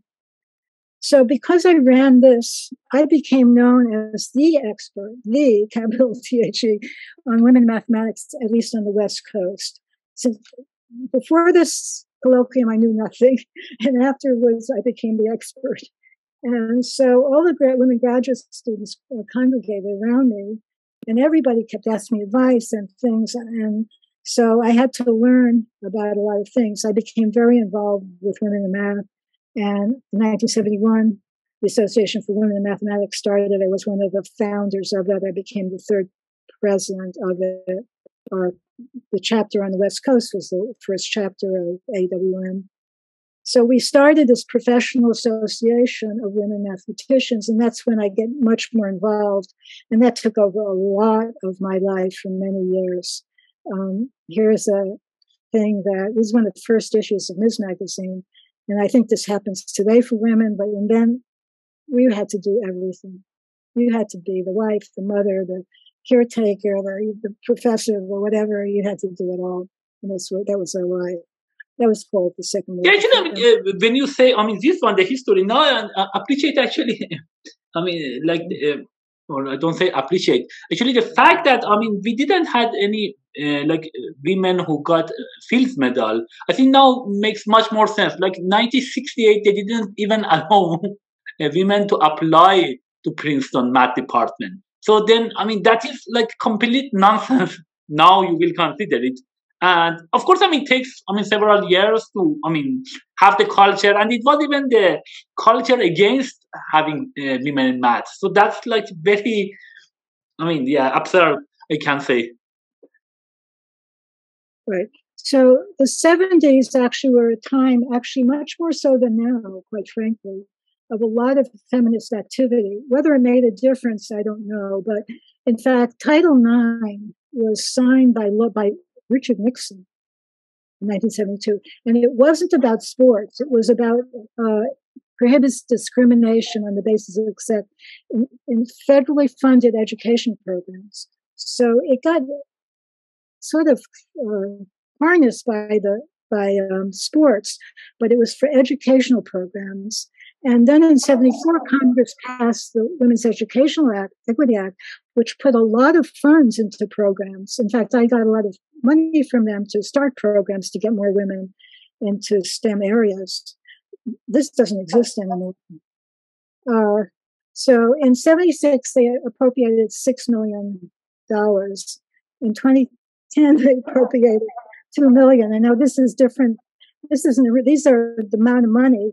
In real dollars, that $6 million in 2010 would have been, what, 60 million? I don't know that.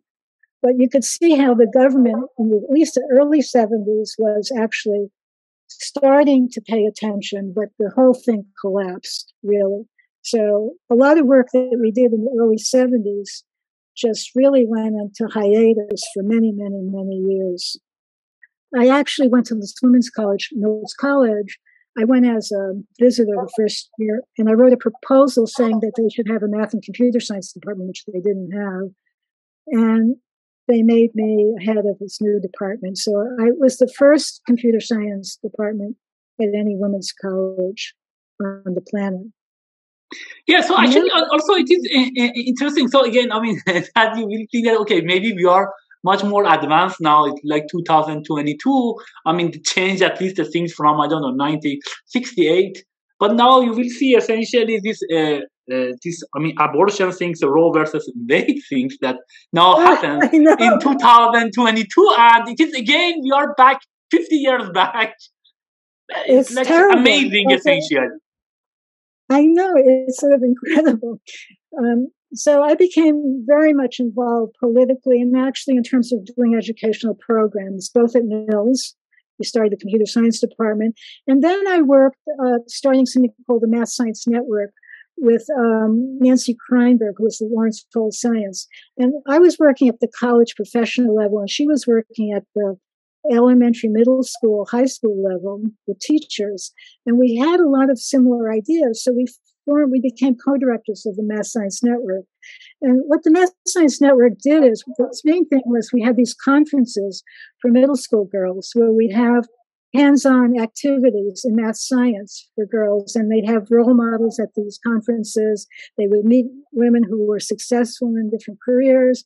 So we wanted these girls not to do things differently, but to have the opportunity to actually experience science, experience math, and also see women who had been successful, whom they never met, and also interact with girls who had similar interests.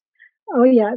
I won't show this film, but in 1975 or so, I made a film called Math Science Connection, and I re-edited it. It's a short film now, 20 minutes. So look at Back to the Future on my LinkedIn page, and there's a link to this. Yeah, Back to the Future, and then they can find this connection. But yeah, in the 80s, something happened that helped change my life, get me back into some mathematics more deeply again. And I had been in the 70s on a NSF committee, which is called CIOS. And one of the things that we proposed, that I helped propose in that committee, is that many women were working at colleges, undergraduate colleges, where there's heavy teaching load and very hard to do research when you have heavy teaching load. So that we would have fellowships for women to go and visit another research university for a full year. You have time off to do research. In the 70s, I had, a little before this, I had started working with Manuel he had started working on pseudorandomness, cryptographically secure sequences, and we were looking at the X squared mod n pseudorandom number generator, where n is a product of two primes of a special type. They're called Blum primes.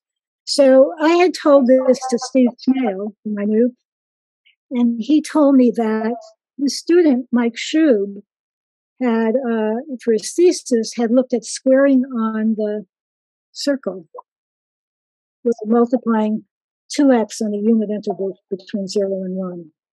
You take a number between 0 and 1, multiply it by 2, you get something, you get these orbits. 2 times that, do it mod 1. You get these orbits in the unit interval. So that's squaring on the circle. It's mod 2, and it's sort of related to what's called the Bernoulli sequences. So the squaring on the circle, and we were doing squaring. He said, well, why don't you get in touch with Mike? Maybe there's something related to that. And so Manuel and I visited Mike, and it turns out that if you look at the discrete version of the squaring on the circle, the Bernoulli shift, it turns out to have lots and lots of nice cryptographic properties. It's very spread around, these orbits spread around.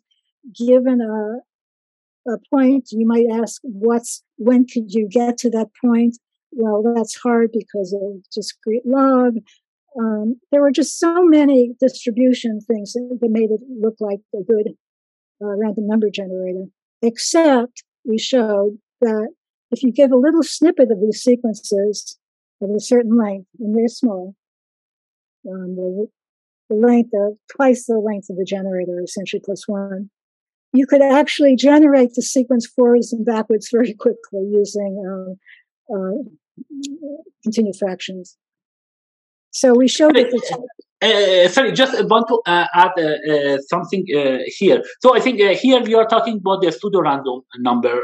I mean, so as if you are, just give some background. So when you can use the rand or other functions and generate some numbers. But the issue is that this number that we are doing is almost random, or not quite random. This is the whole idea that, how can we, but they are good enough for lots of applications. That's the whole idea. And I think this is the concept of pseudo-random number.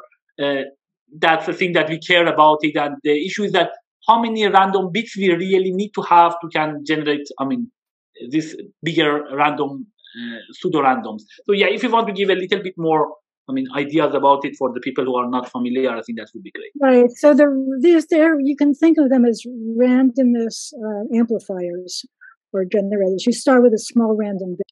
We were working on that. So it turned out that we got a little more information about the discrete version of X squaring on the circle, and we showed, well, it had a lot of nice properties. Actually, it was completely predictable. And we showed these other properties of X squared mod n, which had very nice properties. But okay, so we started working with Mike on that, and then going back to Berkeley, and Mike calls me up one day, and he says, Lenore, I just got this really interesting announcement from the National Science Foundation. They have a special fellowship for somebody exactly like you, someone who's teaching at a small liberal arts college, doesn't have that much time to do research, and can be off for a year doing research. Why don't you apply and come and work with me? So what was interesting is that's the program that I actually initiated and never thought that I would be a beneficiary of. Actually, I mean, that was really, that's sort of like, oh, wow. And where was Mike at that time? He was in New York at the Graduate Center of City University of New York, and he was also at IBM Research Center. Yeah, so he was in New York. And so I did apply, and I did get it. It was it was very competitive. You know why? You know, if you get an NSF grant, well, it's usually 2 months, and they'll pay you 2 months salary, right? Yes. And they'll pay overhead on the 2 months salary to university, which may be 100%. So if you're getting, I don't know, $25,000 for the 2 months or $20,000 for the 2 months, they'll give the university $20,000, right? Yes. But since these grants to women were for a whole year's salary, 12 months, they were getting overhead for 12 months salary. So the universities immediately realized they were good things to get. And so they were competing to have people apply for it. So if you had a $100,000 salary, they would get $100,000 overhead. So they became very competitive. Money talks to get more women in, really. Yes. Money talks. So anyway, I got it and I split it for 2 years, half a year, because Avrim was still in high school then. And so Avrim was with Manuel and back in Berkeley, and I would go and visit Mike in New York. And that's when we started doing some really interesting work on, he was working with Steve Smale on algorithms over the real numbers. And we were interested in these rational maps, rational functions, like we have a polynomial with number of variables p over a polynomial q with a number of variables. And in a real number model, those can be evaluated pretty quickly, okay? But we wanted to know, people were sort of starting to say real number models are not that realistic, and we were thinking that they really were realistic, actually, for proving theorems and making assumptions. And what we showed is that evaluating rational functions, we say infinite precision is finite cost and tractable on average. So we said that the amount of the loss of precision in computing P over Q, any number of variables, any degrees, would be, when you're computing it, the loss of precision would be small on average and actually a function of just the key parameters, the number of variables, degrees, and something like that. So we started to show that it might make sense to really assume that you can compute P over Q using the real number model.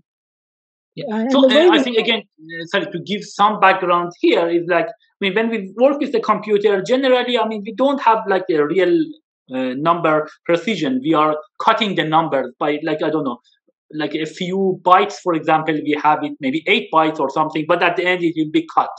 And here the question that, the precision that we have it with real numbers, it might be different than when you also sum a few numbers or do the operation, this error actually just sums up. So that's like, in some sense, if we have it with real numbers, I assume there is not much of error. You don't have to have a huge number of bits on average to get the right answer to a certain accuracy. So think about computing like 1 over x. 1 over x, when x is less than 1, you have to keep a lot of bits. 1 over x, when x is very large, you don't have to keep a lot of bits. So we were wanting to know how many bits do you have to keep on average. So if you think about, so 1 over x is the polynomial on the bottom, right?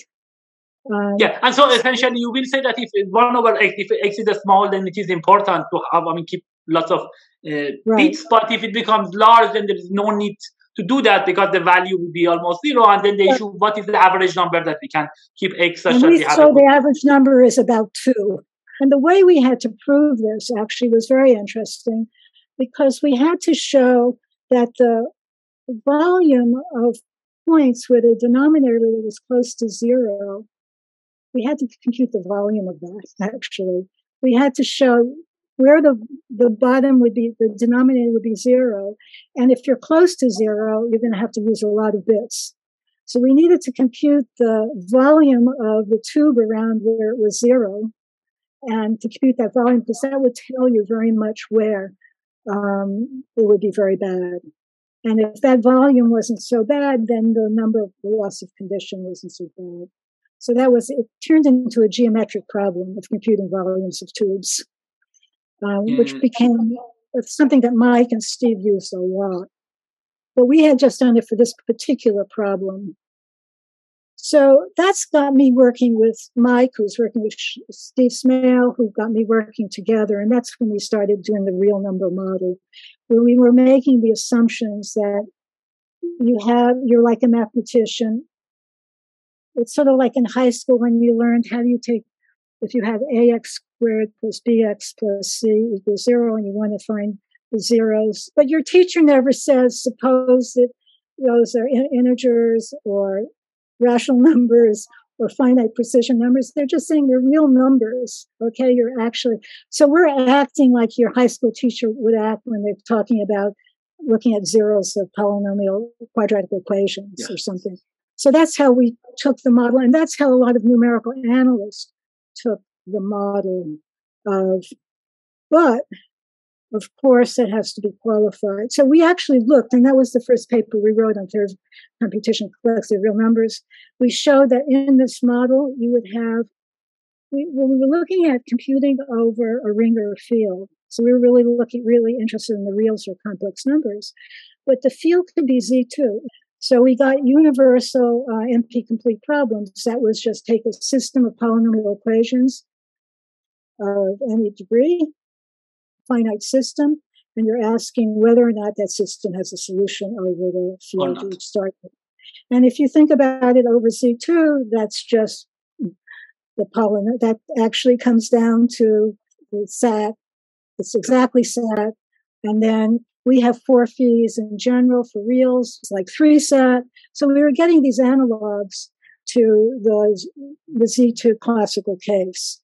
And we were getting analogs that, in fact, what we call the Hilbert-Mills-Stollentzat, which was, given any finite system of equations, whether or not it has a solution, we call that Hilbert-Mills-Stollentzat. We showed like over the reals or complex numbers, that's exponential exactly like it is over Z2, but whether or not it's polynomial, not known, and lots of people are working on that. Of course, the same way, looking how to find solutions to this, how to tell. That's a key problem. Yes. Let me ask you a question. So, are there some other important problems in this field that is still unknown and the people are working on that? Well, I think the problem that relates the two theories, yeah. So, for example, is linear programming strongly polynomial? Yes, okay. So that is like somehow continuation. In our model, and is it polynomial? Is there an algorithm? So, in fact, that's what got me interested in the condition number a lot. So let's see if I can. I actually looked at condition a lot, and in fact, in 1989, in the paper I wrote, lectures I gave, I was the first person, along with Steve Smale, actually, at the same time, talked about how you get, an intrinsic input word size. What was a natural input word size for problems that were naturally stated over the real numbers? And I wrote a paper that was under notices, computing over the reals where Turing meets Newton. Actually, this was based on my Noether talk at the AMS. And as my punchline, I had the condition number.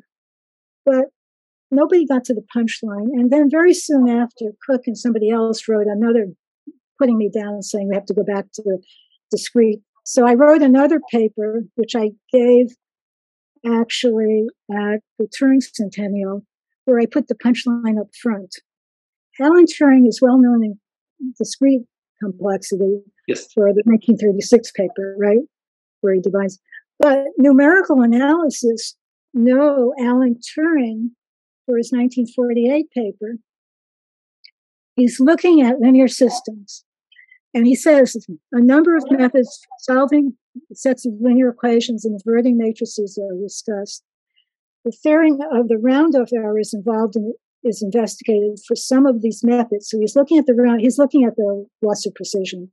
In all cases examined, including the well-known Gaussian elimination process, it is found that the errors are normally, and normally here he means on average, quite moderate. No exponential build-up need occur. So what he's suggesting is when you're looking at things like Gaussian elimination, even though they may in the worst case have losing a lot of precision, actually, normally on average, they don't. That's what he's suggesting. And so he's looking at this thing of linear systems, and then he wants to know how to measure condition. And he actually gives something that's very close to what numerical analysts give as the condition number in this paper. And it's called the spectral condition number, but it's the norm of A. The norm of A inverse is what he gives in this paper. So that's the part that you mentioned. Turing essentially meets Newton. It has the condition number for these problems. The condition number for many of these problems is just the derivative, the norm of the derivative. That's Newton. And that was my punchline. So I put that way up in front in this new paper to talk about the condition, how Turing has the condition, how the condition is really the norm of the derivative, how you use it here, how his model, is really talks about real number model and all of that. So in this newer paper that I did for the Turing Centennial, where of course I met Turing's nephew, whose last name is Turing, so I have a lot of emails from Turing. I see.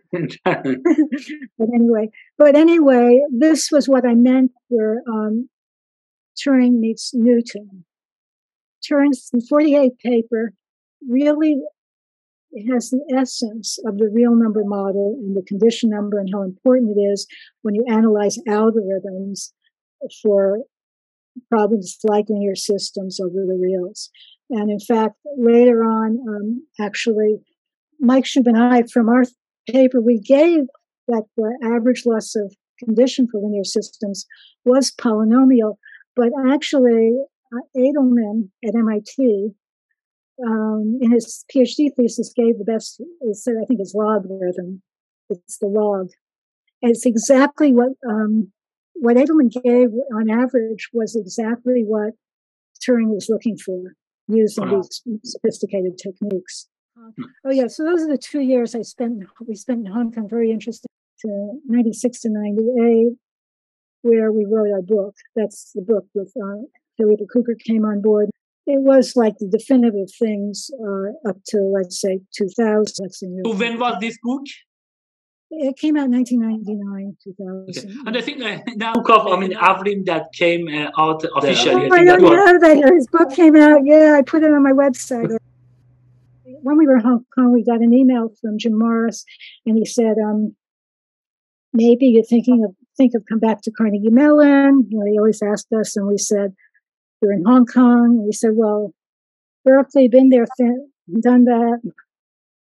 Hong Kong was really fun. I didn't think about Berkeley very much. My grandkids are in Pittsburgh. Avrim's in Pittsburgh. Let's go to Pittsburgh. So here we go, back to Pittsburgh.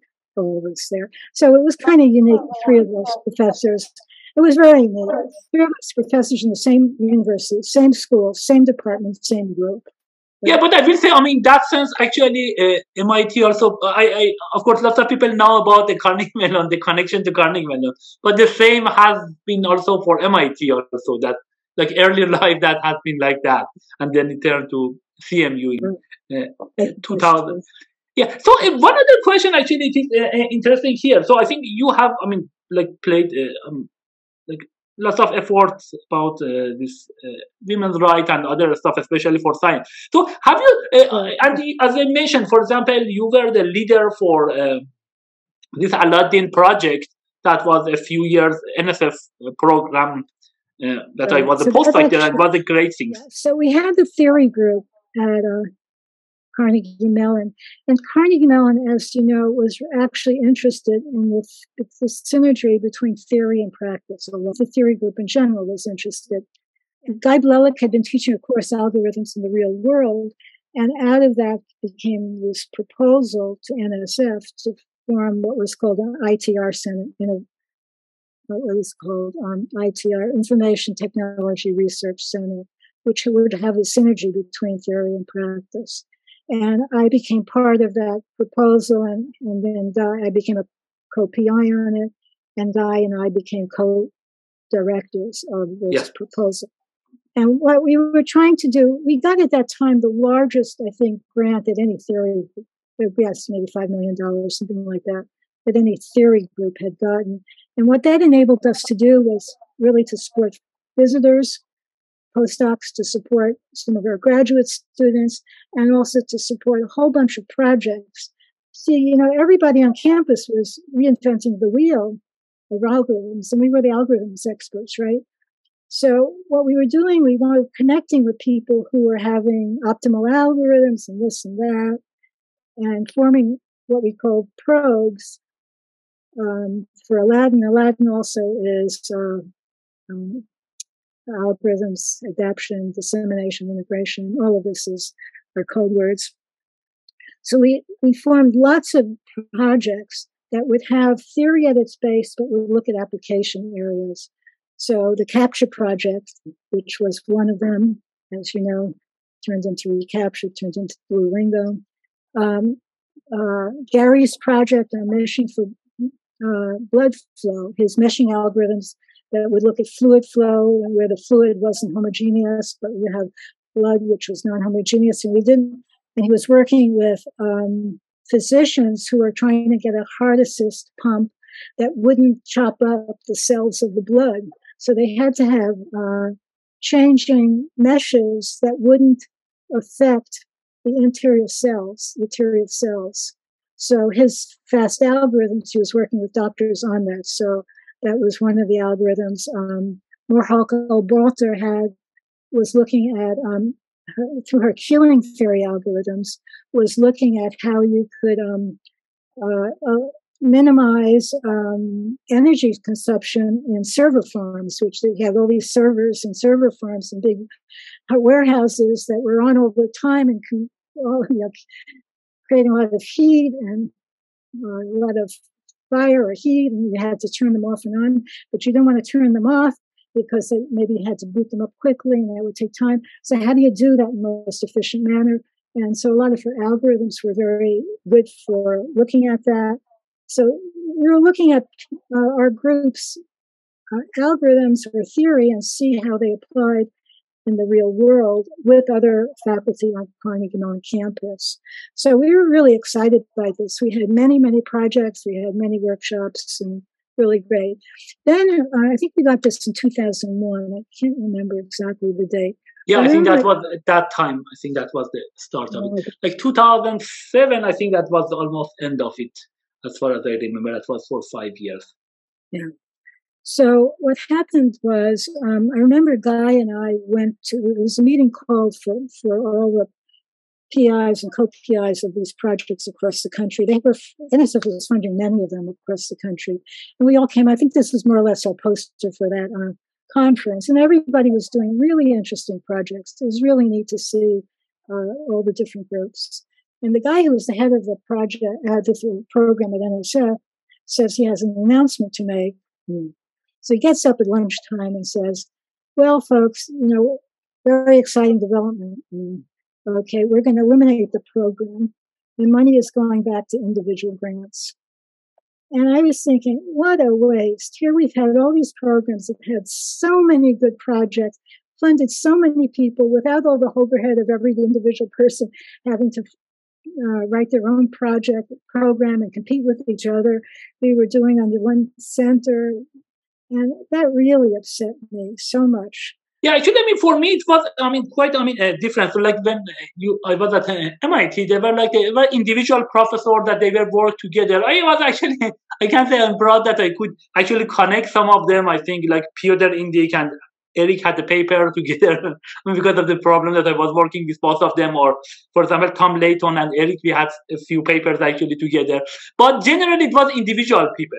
When I came to MIT, that was to CMU, that was exactly the thing, that the people were working together a lot.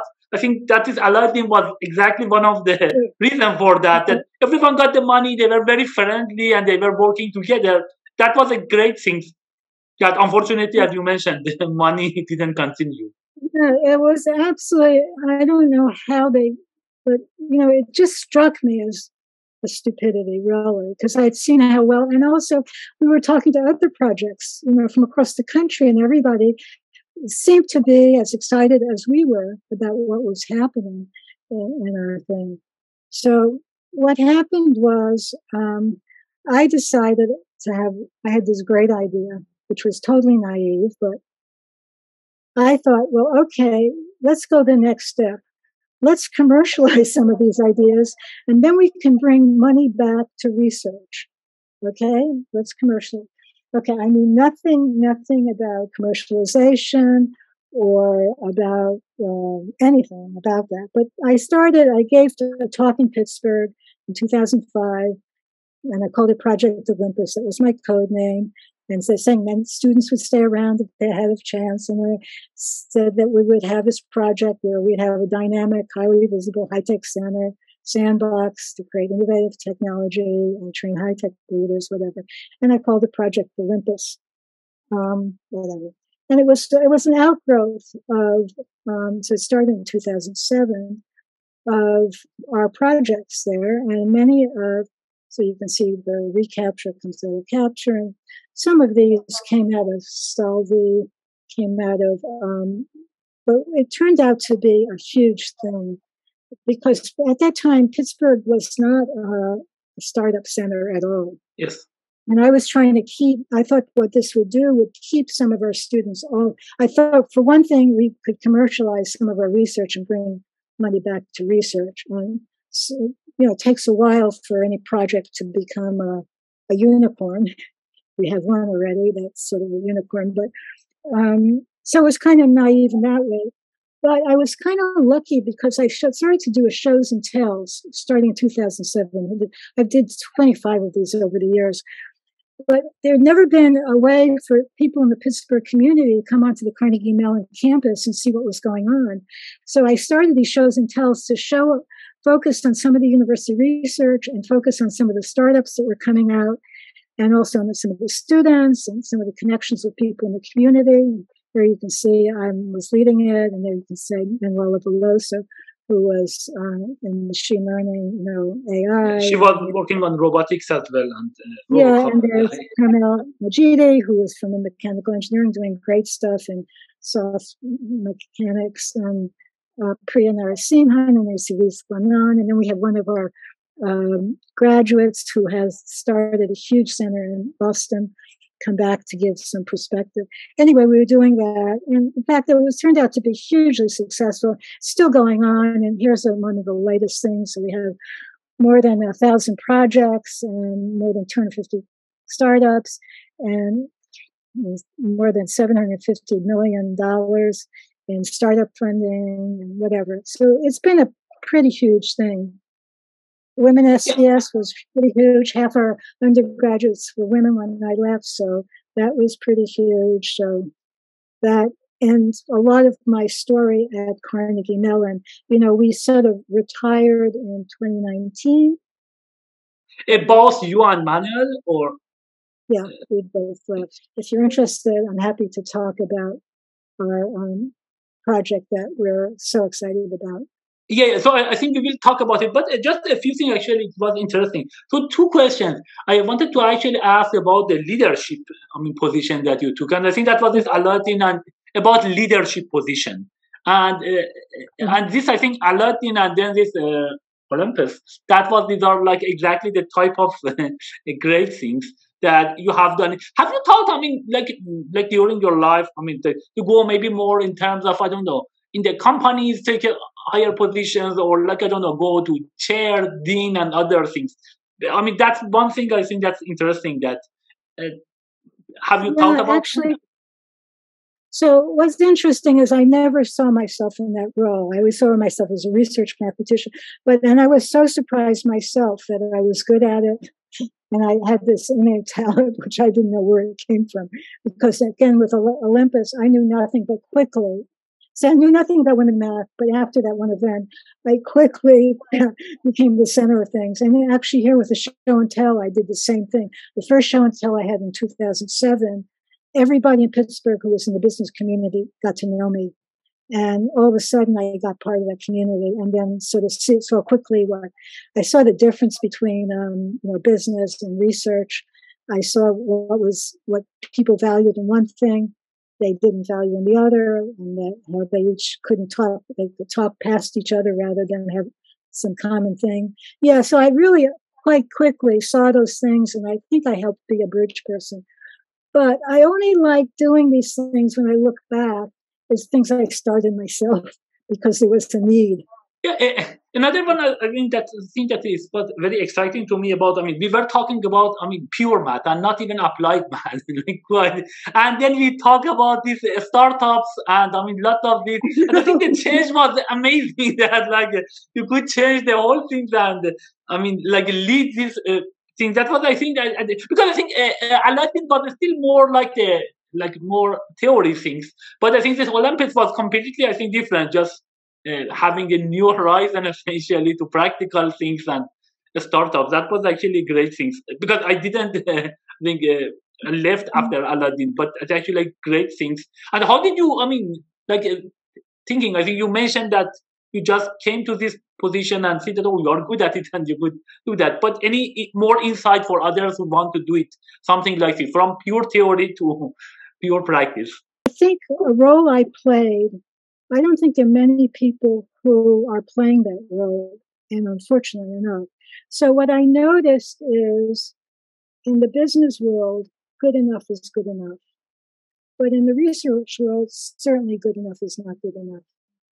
Okay.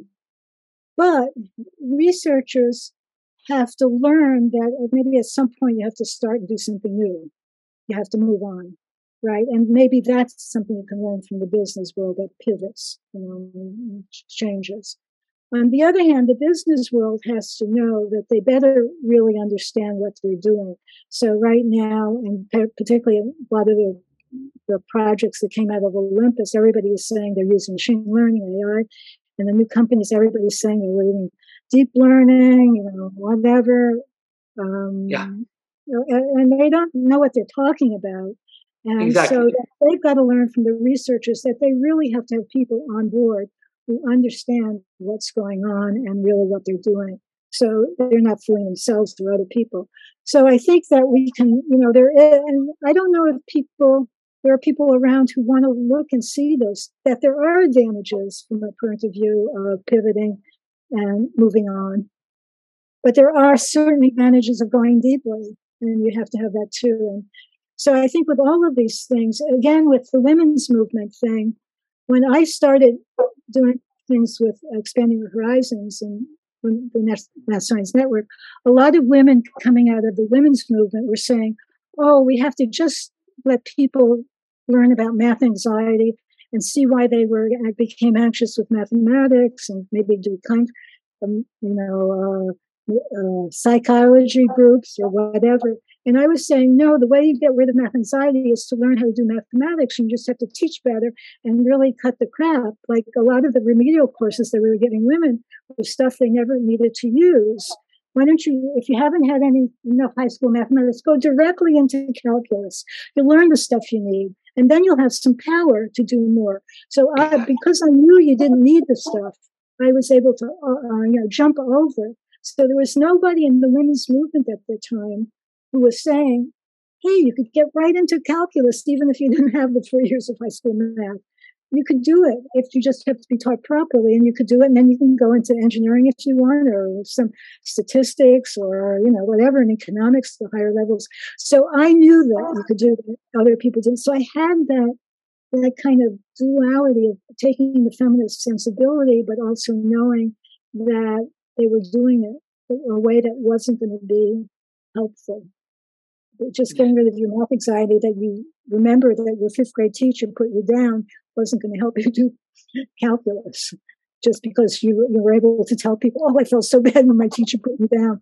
No, that's not going to help you. What will help you is that you really feel comfortable doing some calculus, maybe, or something else, you know. Yeah, and I think, I mean, like, my understanding is that, I mean, if you want to even do, like, I mean, like, women or not, if you want to do more practical stuff, also, I mean, you should not be afraid to deep dive into more math stuff first, because there, I mean, these are the concepts that later, I mean, maybe form or train your brain better. Then you can also do that stuff, and you should not somehow distinguish this from each other. These are like somehow one after the other. I think that was exactly the evidence was the one that you mentioned in this thing, that, I mean, from pure math we went all the way to practical stuff. Yeah, but I think that you lose something. So if I had stayed in the area that I had started with my thesis, for example, I would have been able to evolve that with other colleagues. And then I think that would have evolved into more computational things and more complexity of bringing this logic more, you know, so it would have been a different thread that I would have taken into newer and newer areas along that line, when I was very interested that I could prove that an algorithm existed just theoretically, and I could prove it existed a solution to this differential equation theoretically. I would have then been able to have more insight into how maybe to do it practically. Yeah. And I think the key is the one that you mentioned. I think the business one. So maybe at our research we can dive deep, but at some point we should also think about it. Maybe what is enough. So that's the way that you can maybe say, okay, that's just one field, I have done it, maybe improved it, maybe I should go to other things, maybe I can, I mean, get this one and turn it into a company. I think this thing that, I mean, good is not enough. Maybe sometimes somehow is barrier. If you have, I mean, go deep dive, but maybe at some point also say maybe good thing is enough. Can I do something after? One quick question before going there. I think that also would be important. I mean, especially because we talk about your own family, your mother. Actually, you said, okay, I don't want to go to the school. And say, okay, that's fine. Let's have a fun, essentially. And so, how about the relation with you and Avrim, especially? Because I think you were both mathematicians. So, like, what was your approach? Did you plan that he become mathematician, or did you? I mean, you took the approach which is more liberal, like your mom? Yeah, I think several things. First of all, he was only child. And so, you know, we always work at the kitchen table. So he's there with us all the time. So he's listening to all this stuff, and he's a good student also. So he's gravitating to a lot of things that particularly Manuel is talking about. And Manuel once asked him, how did you decide to go into math computer science? And said, well, you once gave me the questions you were going to give to your PhD students for their final exam or for their qualifying exam or something, and I could answer all of them. So I think I felt I could do it. So that's what, you know, he had, as I said, he had a kind of advantage culturally for that. You know, he's already a good student, but he had the advantage culturally. And I think also my being away at, you know, it was 2.5 years when I was in New York, when he was in high school. I never asked him, but I think I would have been more of a helicopter mom. At least for the years he was playing at college. I think I might have been very, you know, overpowering. And by not being there so much, I think that was good for him. But I don't know. I've never asked him that question. How was it for you, Av, when I was away those months? I haven't, you know, maybe I'm afraid of the answer. I don't know. But he was with Manuel, so he had a good person to be with. Yeah, I think now let's go to the most interesting part, maybe one of the most interesting part about the consciousness. I think before that, let me just mention something that I learned from Manuel, actually. That was another interesting thing, I think I want to say, memory that when I was a postdoc at CMU, like, it was quite actually interesting that Manuel came and knocked my door and said, okay, let's go for lunch. And that was actually amazing. I was very amazed to go with Manuel and, I mean, talk with him. And this consciousness actually is one of the things that he mentioned to me, like a few of lunches. And actually I worked with him about, some of these recapture ideas as well. But one interesting thing that he mentioned, and I mentioned this one, I don't know to how many students later, but this idea of consciousness, I think you can then add more to that, just some maybe introduction to that. He was mentioned this, we should understand this consciousness. It's very important. Why? Because, if we, so if we understand it, then the computers can do the work that humans can do that. And if we cannot understand it, then we can distinguish computers from bots and other things. And this idea, it is some kind of win-win. If we understand it better, we get more things, we can do more. If we cannot, if we don't, we can distinguish them, again, it is good, because then we can distinguish computers versus human. I think just that, very important, and all the time I had this one in my mind. Even nowadays, lots of things that I was thinking it was anyhow, this is, I think, just the introduction. I think you may want to go and talk more about this. Yeah. I also want to comment. So you heard about consciousness from him, but you also saw that he went and knocked on your door. And one of the things Avrim told me about you, when I asked him, he said you were a great advisor you have to your students. So maybe that's something you also sort of picked up. Yeah, sure. That always I had Avrim. Because we sit with Avrim. Of course, I had the pleasure to go with Manuel about lunch and talk about it. But with Avrim, we actually sit for a long time, and working with students. I think that was a great way that I again, it was maybe not, it was a bit different at MIT, I will say. But so surely I think that had a big effect in my life, essentially, about working with students. And thanks for saying that, So I should tell you that consciousness, the scientific study of consciousness, has been taboo until about 30 years ago.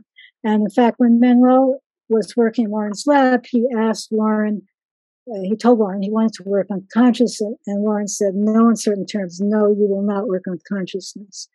And Walter Pitts said that to Manuel too, you are not going to work on consciousness. So consciousness was the study of theologians over the millennia and philosophers, right? Philosophers and theologians. And it's only since the past 30 years that consciousness has been a study of, from the point of view of many others. So there continues to be a lot of philosophers, but it's become an area of study of neuroscientists, and psychologists and cognitive psychologists. So we're coming from a different point of view from theoretical computer science. So that's sort of the way we're looking at consciousness. We're not looking at it as neuroscientists, but I think we do have concede that maybe some of our ideas may make sense. The conscious Turing machine is influenced very much by Alan Turing's, simple yet powerful model of computation. So, Minsky's 23 or 28 state universal Turing machine can do whatever you can do, whatever you can compute. In the cloud, it can compute whatever you can do on a supercomputer, you can compute in that. But you get your head of, and that's been sort of the basis of theoretical computer science. You have a nice model, you can prove theorems about it, and so forth. And so that's one of the things that are inspiring us, is that we want to get some kind of a very, very simple model that will at least help for us explain things about consciousness. Okay, so that's been a motivating force. But the other influence is the work of Bernard Bars and the global workspace theory of consciousness. And so this is work that was done in 85 or 88, I think. And it really made a big difference in terms of putting consciousness on that it might be an okay thing to study, because he's a cognitive neuroscientist. And he wrote this book about the theater model.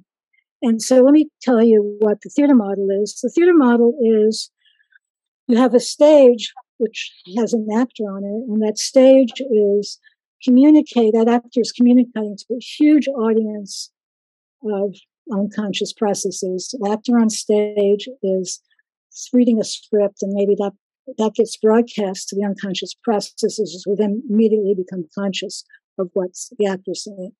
And some of the audience members want to get information on stage, and they talk to each other, and they get information on stage.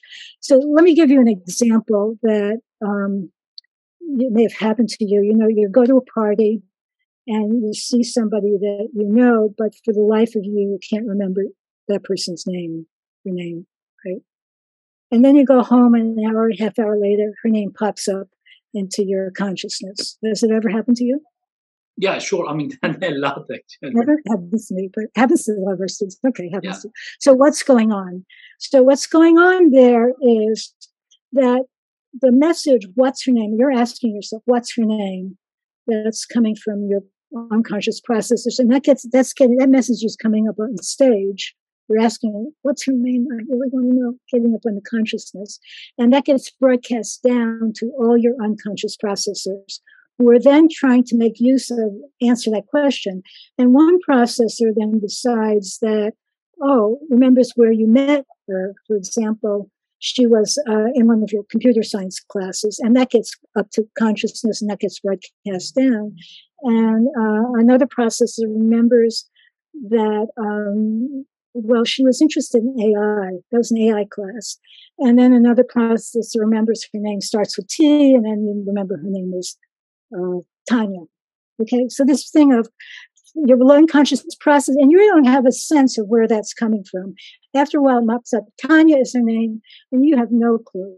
But every so often, you may have remembered T, her name, the computer science class, the AI course, whatever. Those few things get up there. Okay. So what's going on? We don't know. So this is the model that we're looking at, very much like that. Okay, that's called the theater model. So let me give you the theater model. Okay, back up a little bit. But before I give you the model, I want to say a couple of words about the model. So this model is like Turing's model is not a model of a supercomputer, right? The CTM is not a model of the brain. And so it considers the brain at a very high level of abstraction at levels well above that of neurons and neuronal activity. We have to stress this because we're not going to tell neuroscientists the short-term memory is happening in your, prefrontal cortex or wherever. We're not going to tell you where these things are happening. We're not going to give you the neuroscience information from our model. Whereas, like the simple Turing machine isn't going to tell you where in the supercomputer these functions are happening. Okay. And also for you guys in computer science, the CTM is not a standard Turing machine. And what gives the CTM the feeling of consciousness, not its input-output map. So we're very used to, in computer science and theoretical computer science, is looking at machines being equivalent if they have the same input-output map, right? And they're also working in these algorithmic ways. We might put a condition on some time to compare them, but we don't put too much condition on the input-output map. That's really the model we have. Okay, so for the CTM, that's not the case. If we unwind the CTM to get an equivalent model, it's not going to have the feeling of consciousness. We're saying that its feeling of consciousness comes from what's under the hood, several features inside its structure. And one is the global workspace architecture, which I'll tell you what it is in a minute. Plus something that we call predictive dynamics, cycles in prediction, feedback. So predictions, feedback, and learning in many places in the CTM. And some very special key processors, inner speech processor, model of word processor, and processors that commute in what we call rich multimodal inner language. And so it's a language not like English, but it's a language that combines words and sounds and feelings. Their little element or gist might combine, the smell of something, the word for it, the sound for it, the look of it, the onion, the way it looks, the way it feels, the way you write onion, all those kinds of things. And we call that brainish. Okay. So if you unwind all this and you don't have those properties, we're not all guarantees are off. So people have asked us, if you simulate the CTM in the universal Turing machine, won't the universal Turing machine be conscious? And we're saying, no, you've really destroyed a lot of the property, and you've destroyed some of the complexity, the time things that we have built into this machine as well when you're unwinding and some of the parallel processing that's going on. Okay, so let me give you a little idea. I have this picture up here. This is from a poster I had made. And so formally, the conscious Turing machine is a 7-tuple. I don't know if you can see my 7-tuple part here. Okay. It consists of what we call the short-term memory, the long-term memory, the up tree, down tree, links, input, output. And then we have to formally define each of these 7 things, which I'm not going to formally do. But what I'm going to do is give you the picture like Turing's picture of a Turing machine with a tape, and I'll tell you what all these pieces are. So we have this short-term memory. That's like Bars' stage, and that it's a read-write memory, and it's small, and it can hold one chunk of information. And we formally define chunk, and I'm not going to tell you what the chunk is, but it in turn is like a 6-tuple. It has a gist of information, and it has some weight, a valence weight attached to it, which tells you how important the processor thinks that chunk is, that information is. So it has some parameters like that. Okay, let's go down here. So that's it. And then we have many long-term memory processors. That's the LTM. So this is the STM. This is the LTM. And we think we have a lot of them, like 10 to the 7. Some of those are built into the machine, and some of them are just attached to things in the real world that are. We're making use of all the technology that's out there also. So you can see there's Google out there, and there's some other things. I don't know what other things I have. I have Siri there. Yeah, a few things. Okay, so, and these are parallel processors.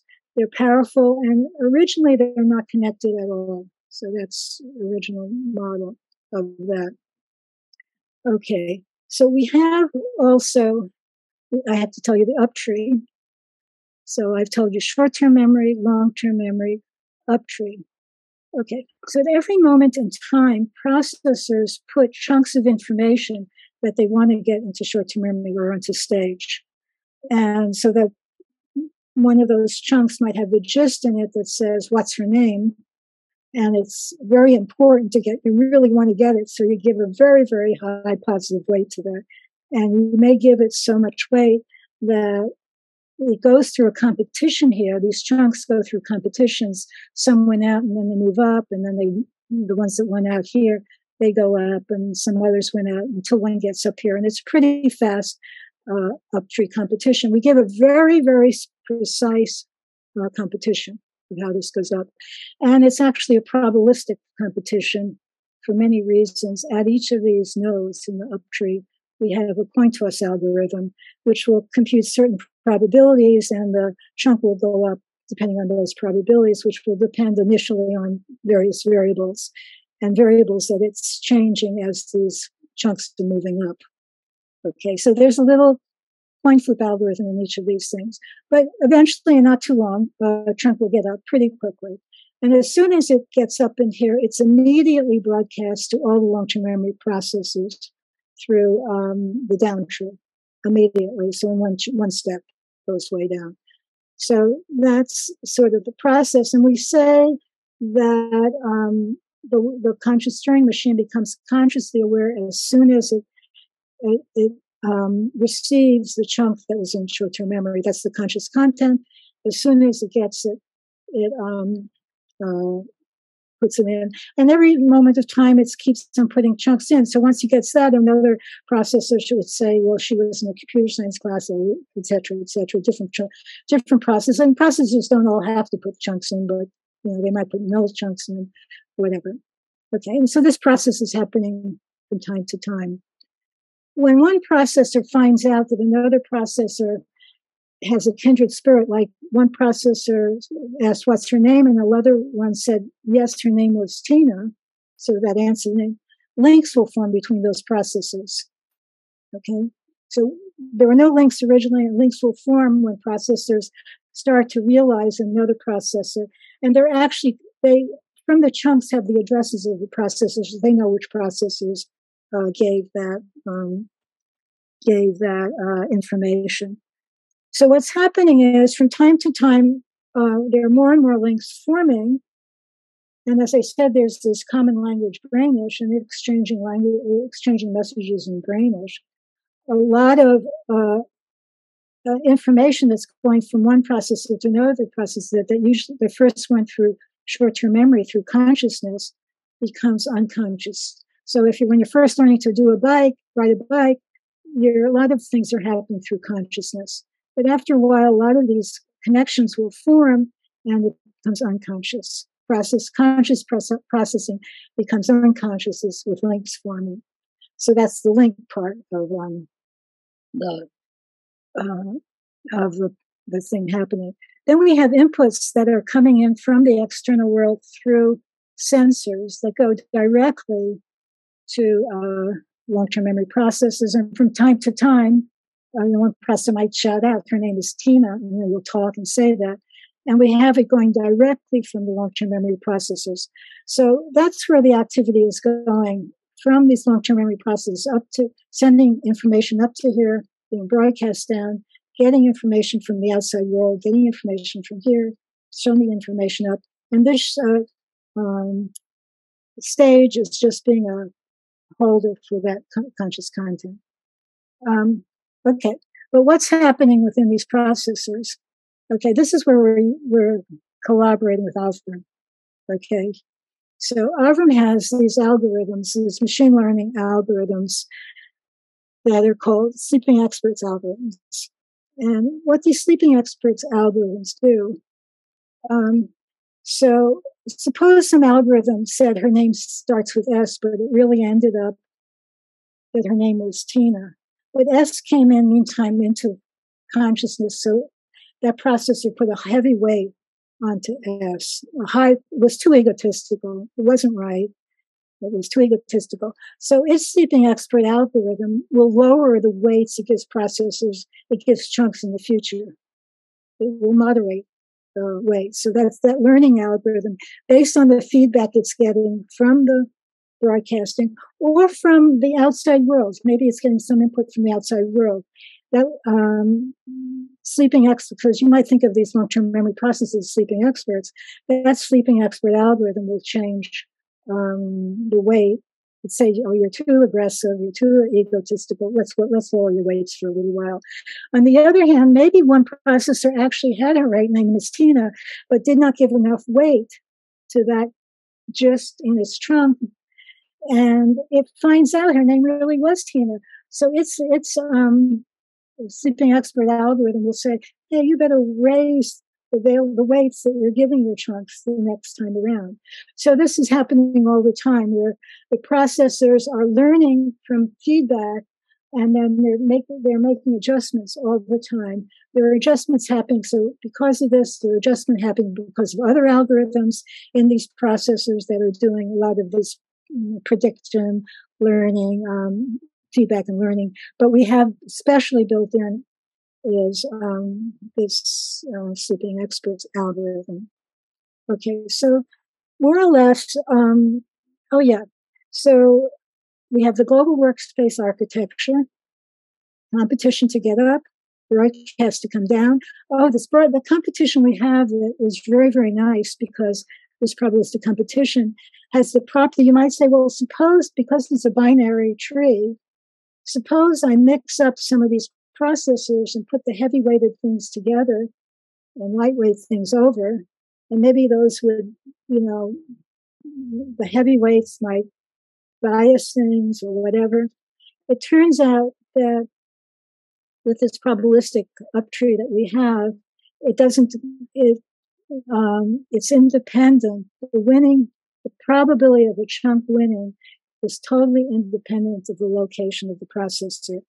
It just has to do with some initial conditions that the processor put in its chunk. So totally independent of the probability of its winning, which is nice property, which doesn't happen if we don't have that little probabilistic thing in our uptree nodes there.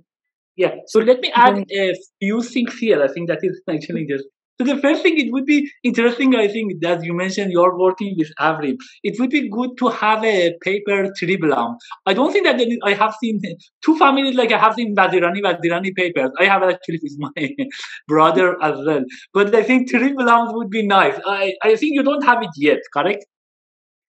A Blum paper. Well, what our plan is, which we're trying to work on our spare time because we've been getting lots of talks and things, but we're working on a monograph, and in the monograph we'll have Avrim when he'll put this in. I think he's a little tenuous, Mom and Dad, what are you doing? What are you working on? But do you ever think of what Manuel's working on, at least? It always seems a little far out, right? Like, flipping a coin over a telephone, seems impossible, and things happen. So it's going to work, and we're having fun. And Avram, I think he's getting a little bit sure of it. But he's planned to be in the manuscript in our monograph, right? So does he have any paper with you or Manuel? Pardon? Does he have a paper? I don't know if he does. Maybe. I don't know. Manuel and I think he may. Yeah, but I think that's what was it was interesting actually to know that.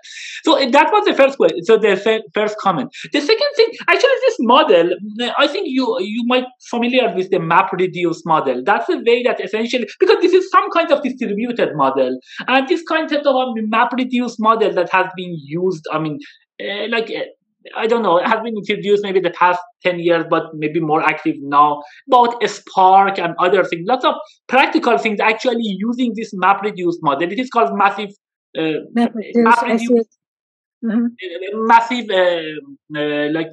parallel computation model. Yeah, and it had, go ahead. Yeah, so we haven't tried, so we personally haven't tried to implement. We have one person who's actually trying to implement it, and that would be a really good suggestion of looking at some things like that. I would go back and say that this global workspace model Bars actually was influenced by Alan Newell at Carnegie Mellon, who was using this model for cognitive learning, actually. So it actually has roots way back at Carnegie Mellon even, which I found interesting. So, these things are, what we have is a lot of these different features. But actually, so we're not implementing. We do have somebody who's looking at there's a group at IBM that's trying to implement.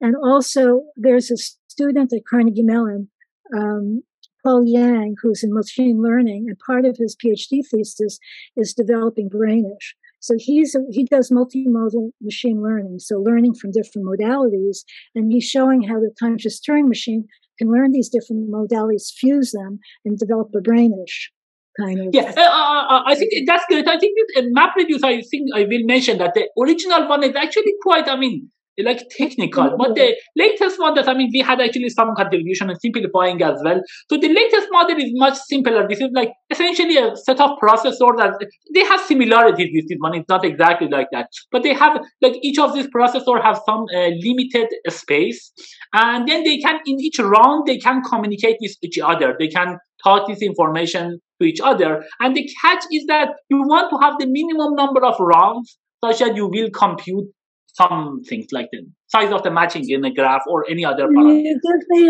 some reference, maybe you can send me some. Yeah, I can send you that thing. So that would be good, because I think, the models generally, better. The people introduced the same about MapReduce. It was very technical. The people didn't believe that much of, ideas there. But I think it becomes actually a very clean model that now the people consider it. It has a relation with PRAM. In some places it's close. Some places actually it's different.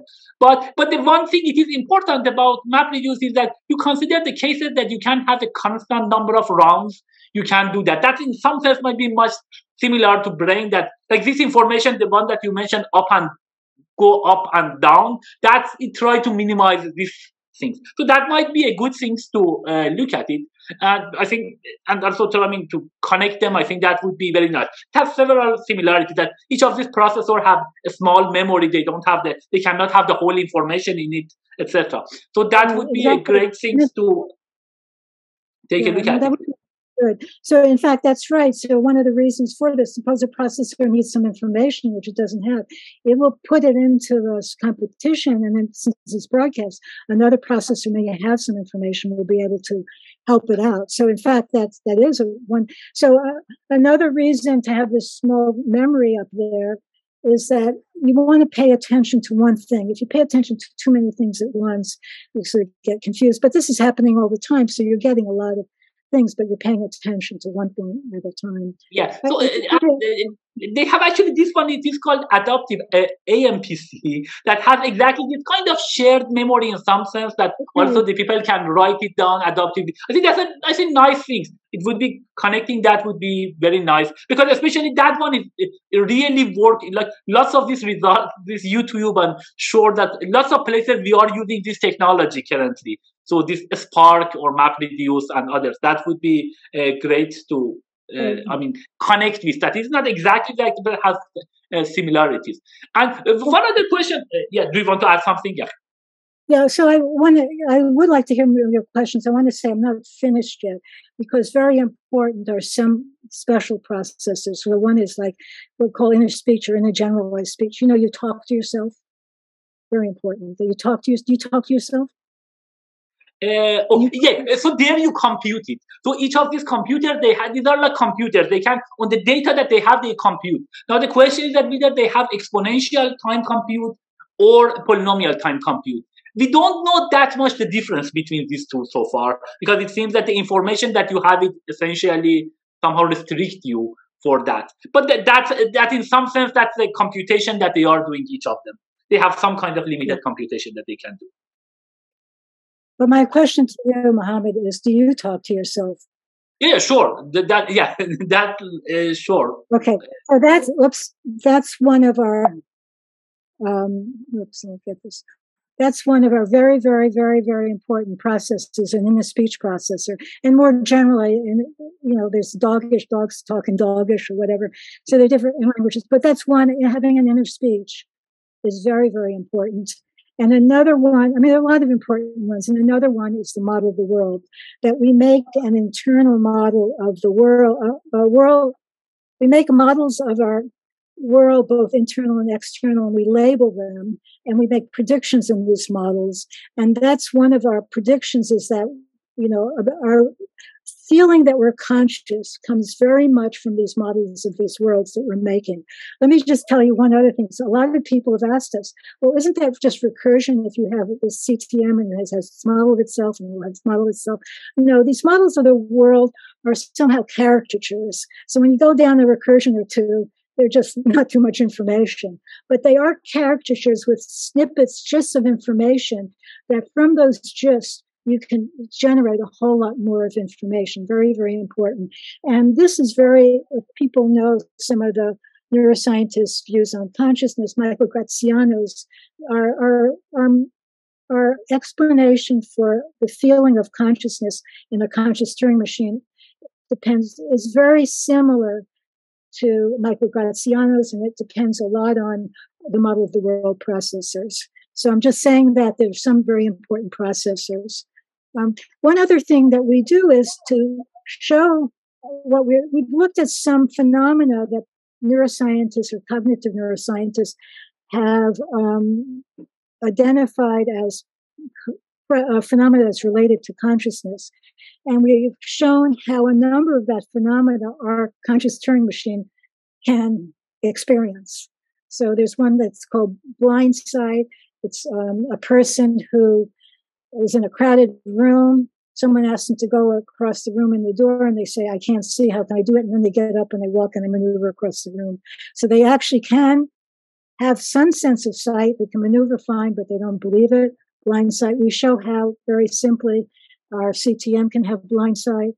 There's something called inattentional blindness, something called change blindness. We show how a number of these things our CTM can experience. So we've been going through a whole list of, somebody has just asked me about masking, which is another phenomenon. So we're actually looking at a whole bunch of these and showing how the CTM, this very simple model, would be able to experience at a high level very much the similar phenomena. So our explanations are very, very high level, we're saying, well, because the gists have to be small and they have to explain things in a certain amount of time. And when you're playing chess, you have feeling, you have free will to do everything, but you have to in a certain amount of time to do it. And, so you have the feeling of free will, even though you don't have all the time in the world, right? So we're using those, the complexity arguments and the size of our gist arguments and the way this is constructed to show that the CTM will have the feeling of free will, have the feeling it's conscious, will exhibit that we can have a blind sight CTM, we can have a CTM that doesn't see the gorilla amidst the people there. You see the gorilla in there? I don't know if you see the gorilla. Yeah. And that, so we can show why our CTM will behave a lot like humans behave in certain situations. So one question for the audience. Is there, a paper? I think I would say the better paper to read is an archive, because we had to cut a lot down in the proceedings paper. We had to cut a lot down, cut a lot of pictures out, cut a lot of things out. And also we have there 28, and we're going to add to it. Many people ask us questions. For example, the question I sort of asked at the beginning, if you simulate the conscious Turing machine on a Turing machine, wouldn't it feel conscious too? No. So we have 28 questions, frequently asked questions, and we try to give answers to that in the archive paper.